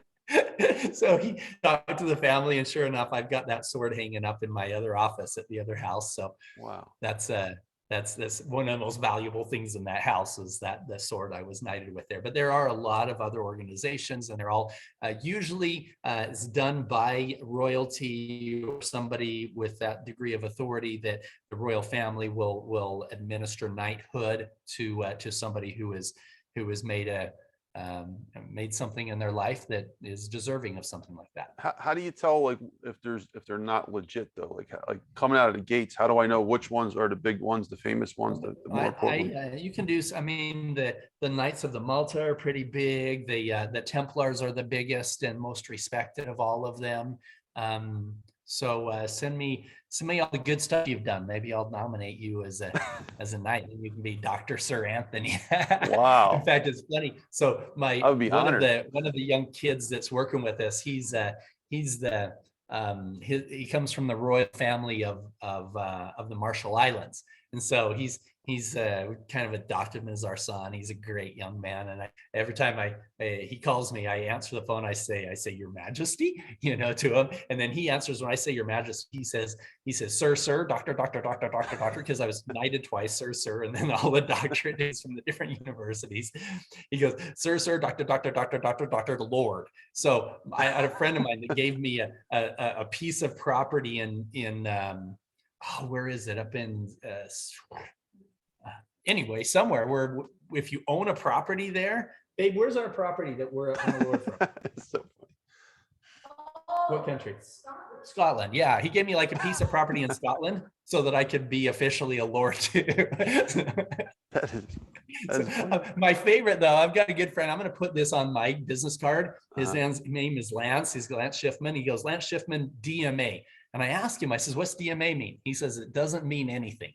So Lance was the one that nominated me to be a Knights Templar. And I love that the humility, and he doesn't have the doctors of the sir on his, he's got a DMA. It doesn't mean anything on his card. Wow, that is really funny. Yeah, I forgot for a second, and you had all these different doctor degrees. So you have the same argument that that John Shin has. Does the doctor come first? Let me ask you, does the doctor come first, or does sir? Is it sir doctor or doctor sir? Dr. Sir. Dr. Sir. Thank you. We're just having fun here. Appreciate it. So we're going to round this up. I got about 5 to maybe 7 or 8 questions here that are Temple questions that I ask everyone on here, from from Sir John Shin to Sharon Lecter, was on here twice, and you name it, Brett Farr. These are just like basic questions that tie a little bit with finance, a little bit with business. Figure about 30 seconds each, and then we'll conclude. Perfect. So this first one's really, as a writer, I included this one. I always wanted to hear all these great thoughts on this. So, can one book change the world? What's that? Can one book change the world? One book. Yes, I believe so. People, words are powerful. Thoughts are powerful. Actions are powerful. Words are powerful. And whether they're spoken or written to inspire people, absolutely, it can change the world. That's a brilliant take on it. Yeah, if thoughts are powerful, you have to be able to say words are powerful, and it's the written word, right? So yeah, absolutely. Thank you. That's a great answer. What role has networking played in your life? Maybe 30 seconds. Everything. Probably the most valuable thing that I have from a business standpoint is my database. I've got 27,000 names on my phone. And most of them I've been in touch with over the last 5+ years. There's over 6,000 ultra high net worth billionaire families and whatnot. In fact, I've taken my database and I've divided it out. I have a column on there, a relationship scale from 1 to 9, relationship 1. There, I'm on their speed dial type of a thing. We're super, super close. Relationship 2, they know who I am. I'm not in their speed dial. Relationship 3, I have to say, hey, this is Paul from, and they would remember. Relationship 4, hey, remember we met 5 years ago, whatever. So just kind of like that. And then I have what I call a power scale. And the power scale, 1 through 9, a 9 on a power scale. In order to be a 9, you've got to be a billionaire, a senator, or a congressman, or an NBA NFL player, or somebody who has a massive following of 100,000 people or a couple 100,000 people, et cetera, on their following. So of there, and then a level 8 on my power scale, they've got to be worth at least $100 million, or they have to have at least or they're like a state executive, like a governor or whatever else, maybe not on a national level, or on, of course, a 9 is royalty, et cetera. So, and then a level 7 or $5 million net worth or above, and or at least. So these are kind of how I'm scaling them. I have over 5,000 level 8s and above, or level 7s and above, of people who are at least $5 million net worth, or and I've got like 500 that are level 9s, royalty and billionaires, et cetera. And so that way, if I'm flying into Switzerland and I only have 3 days there, my assistant can say, okay, Paul, you've got 5 level eights and above, eights and nines that are there from a power scale standpoint. And these are ones you're close relationship with. And she knows who I should be connecting with to make the most powerful impact. Now, I can't have relationship arrogance. Everybody is important in some way. But if I'm going to make a huge impact in the world, starting with that tip of the umbrella, so to speak, and connecting with massive influencers is super valuable. So networking and building those relationships with the right people is how you make billions of dollars, is how you spread your message to billions of people, is working together with other people of influence as well. Paul, brilliant response, Paul. Thank you so much. As an extension of that, is mentoring important? And who are some of your mentors? Maybe 20, 30 seconds. Absolutely. My mentors, realize this, your mentors don't have to be people you see face to face. Mentors can be people on books and tapes, etc. Somebody told me a few months ago, they said, we were listening to an audio program with Tony Robbins, and they said, wow, what I would give to spend some time like Tony, like you have. And my answer to them was this: what do you think he would tell you that he's not telling you on his audio programs? He's already given his best stuff there. He can be your mentor without you having a personal relationship. So find people with the fruit on the tree that are creating value in the lives of others and make them your mentors. But every single person you meet can be a mentor to you in some way. My gardener, he's my mentor when it comes to keeping my trees alive. Yeah, absolutely. Right? You know, other people can be mentors in relationships, other people. So every person you meet can be a mentor to you in some way. Yeah, I take the same philosophy. I agree with you. You know, in the self-help world, which I kind of just entered the past 2 years, mentorship title has been thrown around a lot. And I guess they made a whole monetary thing over that of business. But the reality is, it's just like what you said, like if someone has an open mind, everyone you bump down on the way down the street can be your mentor. Even the people that are complete, like, they're doing all the wrong things in life, they're your mentor too, because that shows you a way not to live life, right? So exactly. thank you, Paul. Great response. What are your favorite financial books, if any? Maybe 1 to 3. I love the classics, believe it or not. I love Think and Grow Rich. I'll read it once every few years, and The Magic of Thinking Big. I'll read it once every few years. And I was influenced by a lot of the stuff that Sharon Lechter was involved with in the beginning, with the cash flow quadrant and the Rich Dad Poor Dad series with Robert Kiyosaki. And so those ones greatly influenced me. Other ones that made a big impact with me was Abundance. Abundance is a fantastic book, a recent one as well. I love any books that have to do with your relationship with people, even How to Win Friends and Influence People. I see it as a financial book, but the most important one of all of them, if you look at this genealogy of all these thought leaders of, you know, Change Your Mind, Change Your World, the Tony Robbins, the Zig Ziglar, all of these guys, you go back the genealogy of where things started, the Nightingale Conan Corporation, years and years ago with Earl Nightingale and Lloyd Conan, and they decided they wanted to create a company that would bring together all of these thought leaders that how you could change your mind and change your world type of a thing and create abundance. And they were publishing all of these things with Napoleon Hill and everything else way back in the beginning. Their foundation, you read a story by that Lloyd Conan was given this little green book that was written well over 100 years ago. And after reading this book, he said, yeah, Wallace Waddles, exactly. And he said, I want to build a company around this. So Wallace Waddles' book, The Science of Getting Rich, if you were only to have one book on changing your life from a financial standpoint, that's the one that I would point to in my life that changed how I thought and realized that in reality, I could create anything that I wanted in this world by starting here. That's brilliant. Yeah, it's such a tiny book too, but it's so impactful. You can get through it quick. By the way, I want to suggest, I think you would really like this. I had Dr. Dennis Waitley on here. We did almost a 3-hour interview, and he went deep to like ancestryhood of the self-help movement. I think you will love that. And also Jim Cathcart, Hall of Fame speaker. He's a good friend of mine. we had about a 2-hour interview too. Oh, And he wow. brought out his bookshelf. He actually did a tour of his bookshelf, and he's got like old school books in the self-help movement that are like rare. And he just went book by book. I think you would really appreciate that. So just want to Oh, throw it out wow. there. That's great. Yeah, I would love that. Send me those links, or I'll just look through them at your podcast and find them. Absolutely. All right. All right. Thank you. We're doing great. We're all around the bases here. Do we need money to survive? Maybe 20, 30 seconds. Money is not everything, but I rank it right up there with oxygen. You try to survive without it for a while. It's difficult. It doesn't make the world go round, but it makes the ride a lot better. But understand that money is a tool of exchange, and money is simply there as a way to contribute value and get value coming back to you. And so yes, money is a tool. It is not inherently good and is not inherently evil. Money is a tool, and it will enhance the person that you are.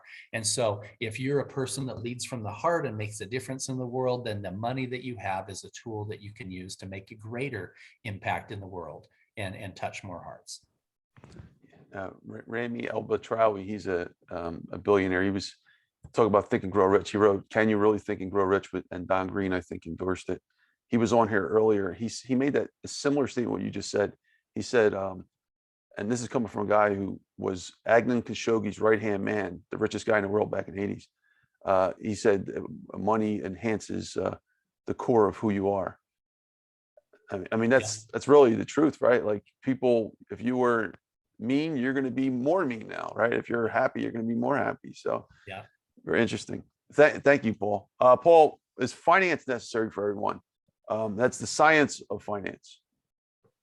Not necessary for everyone, but if you want to understand wealth, if you're having a problem earning money in your life and keeping it, then you need to understand the principles of money. You need to understand how it is created and how it is invested, and understanding how returns happen. These are all things that require a degree of education to understand. Now, is money everything? Is money required to have happiness? Absolutely not. There are plenty of happy people.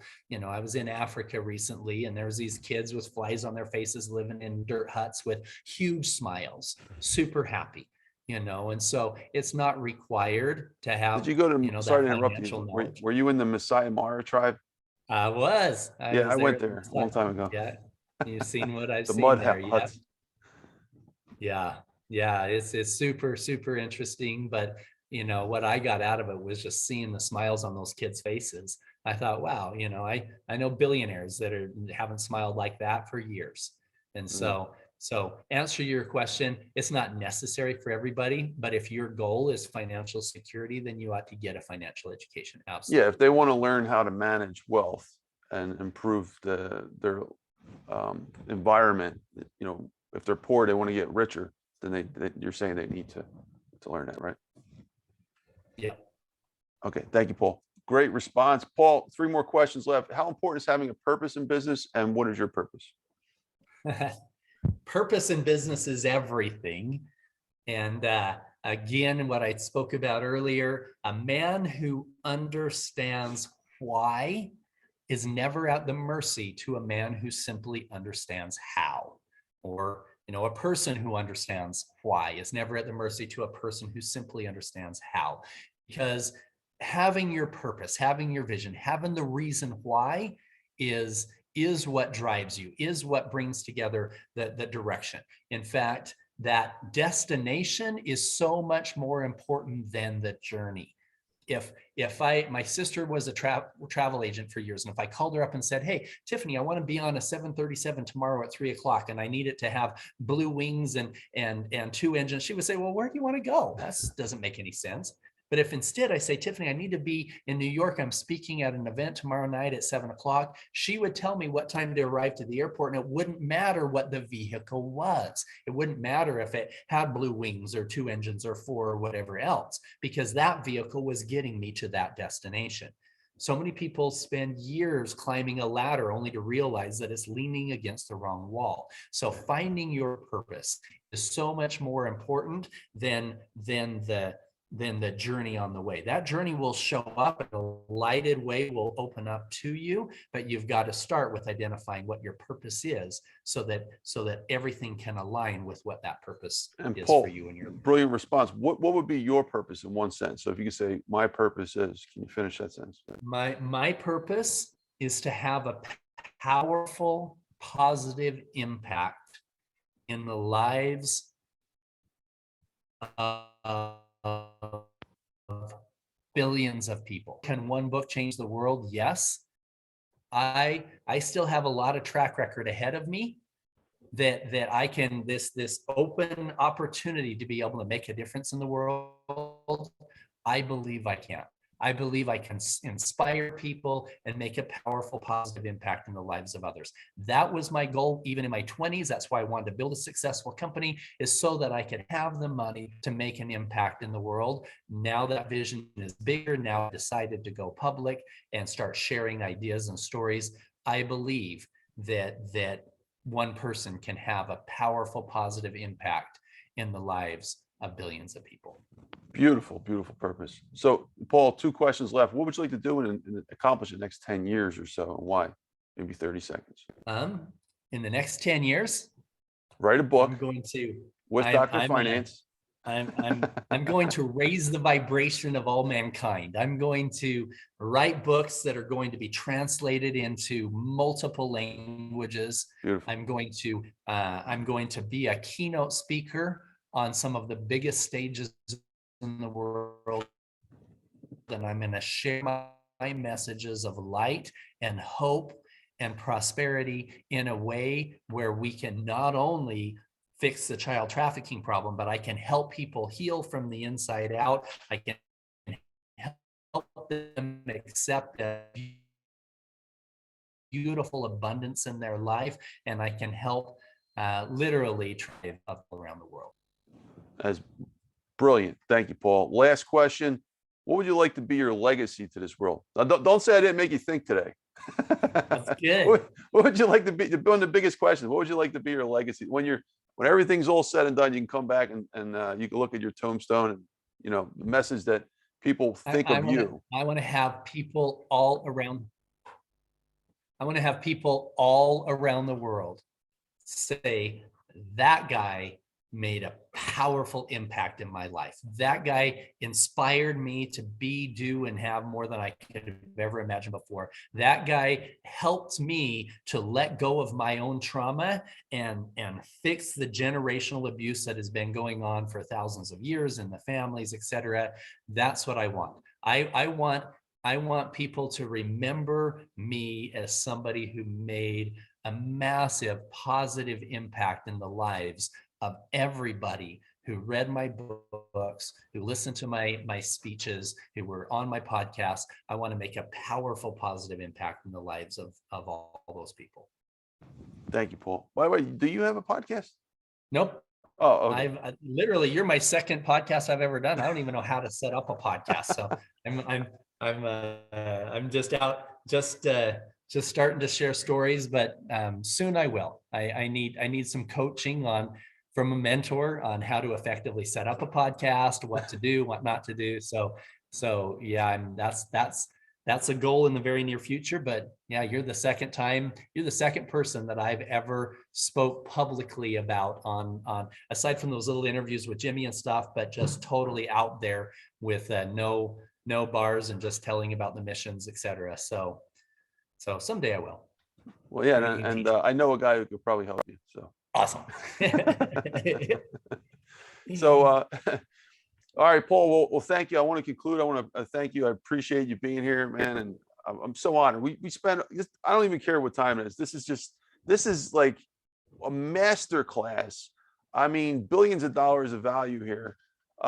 Before we conclude, though, I want to thank you again, and I honor you being here. But we'll love to leave the floor for you to say any concluding remarks. Anything you want to talk about, Paul? The floor is yours. No, I've said it all, Anthony. I just want to tell you, thank you. Thank you not only for having me on, but thank you for choosing to build your legacy in a way that is making a difference in the lives of others. The guests that you've had on, the stories that they're sharing, the books that you're putting together, you are a purpose-driven man with a goal to, your questions, can a book change the world? I believe that came from a place inside of you where you're thinking, you know what, my words and the things that I'm putting out there, I cannot make a difference in the lives of others if I hide under a rock, if I keep all my money, and if I just, you made the decision to go public. You made the decision to put this podcast together so that you could create a platform that will inspire other people and will truly make a difference. And that is commendable. I see that in you, and I'm grateful for the man that you are and the fact that you have chosen that path in your life. So thank you for having me on your program. Thank you, Paul. Appreciate that. And you're spot on. Thank you so much, sir. So do you have any place where they can find out more information about you on social media? If you want to tell us about your website, if you have a website. So right now, there's not a lot on the website, but it's you can go to paulhutchinsonofficial.com. You can look me up on LinkedIn, on Facebook, reach out. I'm sharing a lot of new information and stuff on there. I'll be posting, and the foundation that I founded is the Child Liberation Foundation. You can go to liberatechildren.org and reach out to us that way.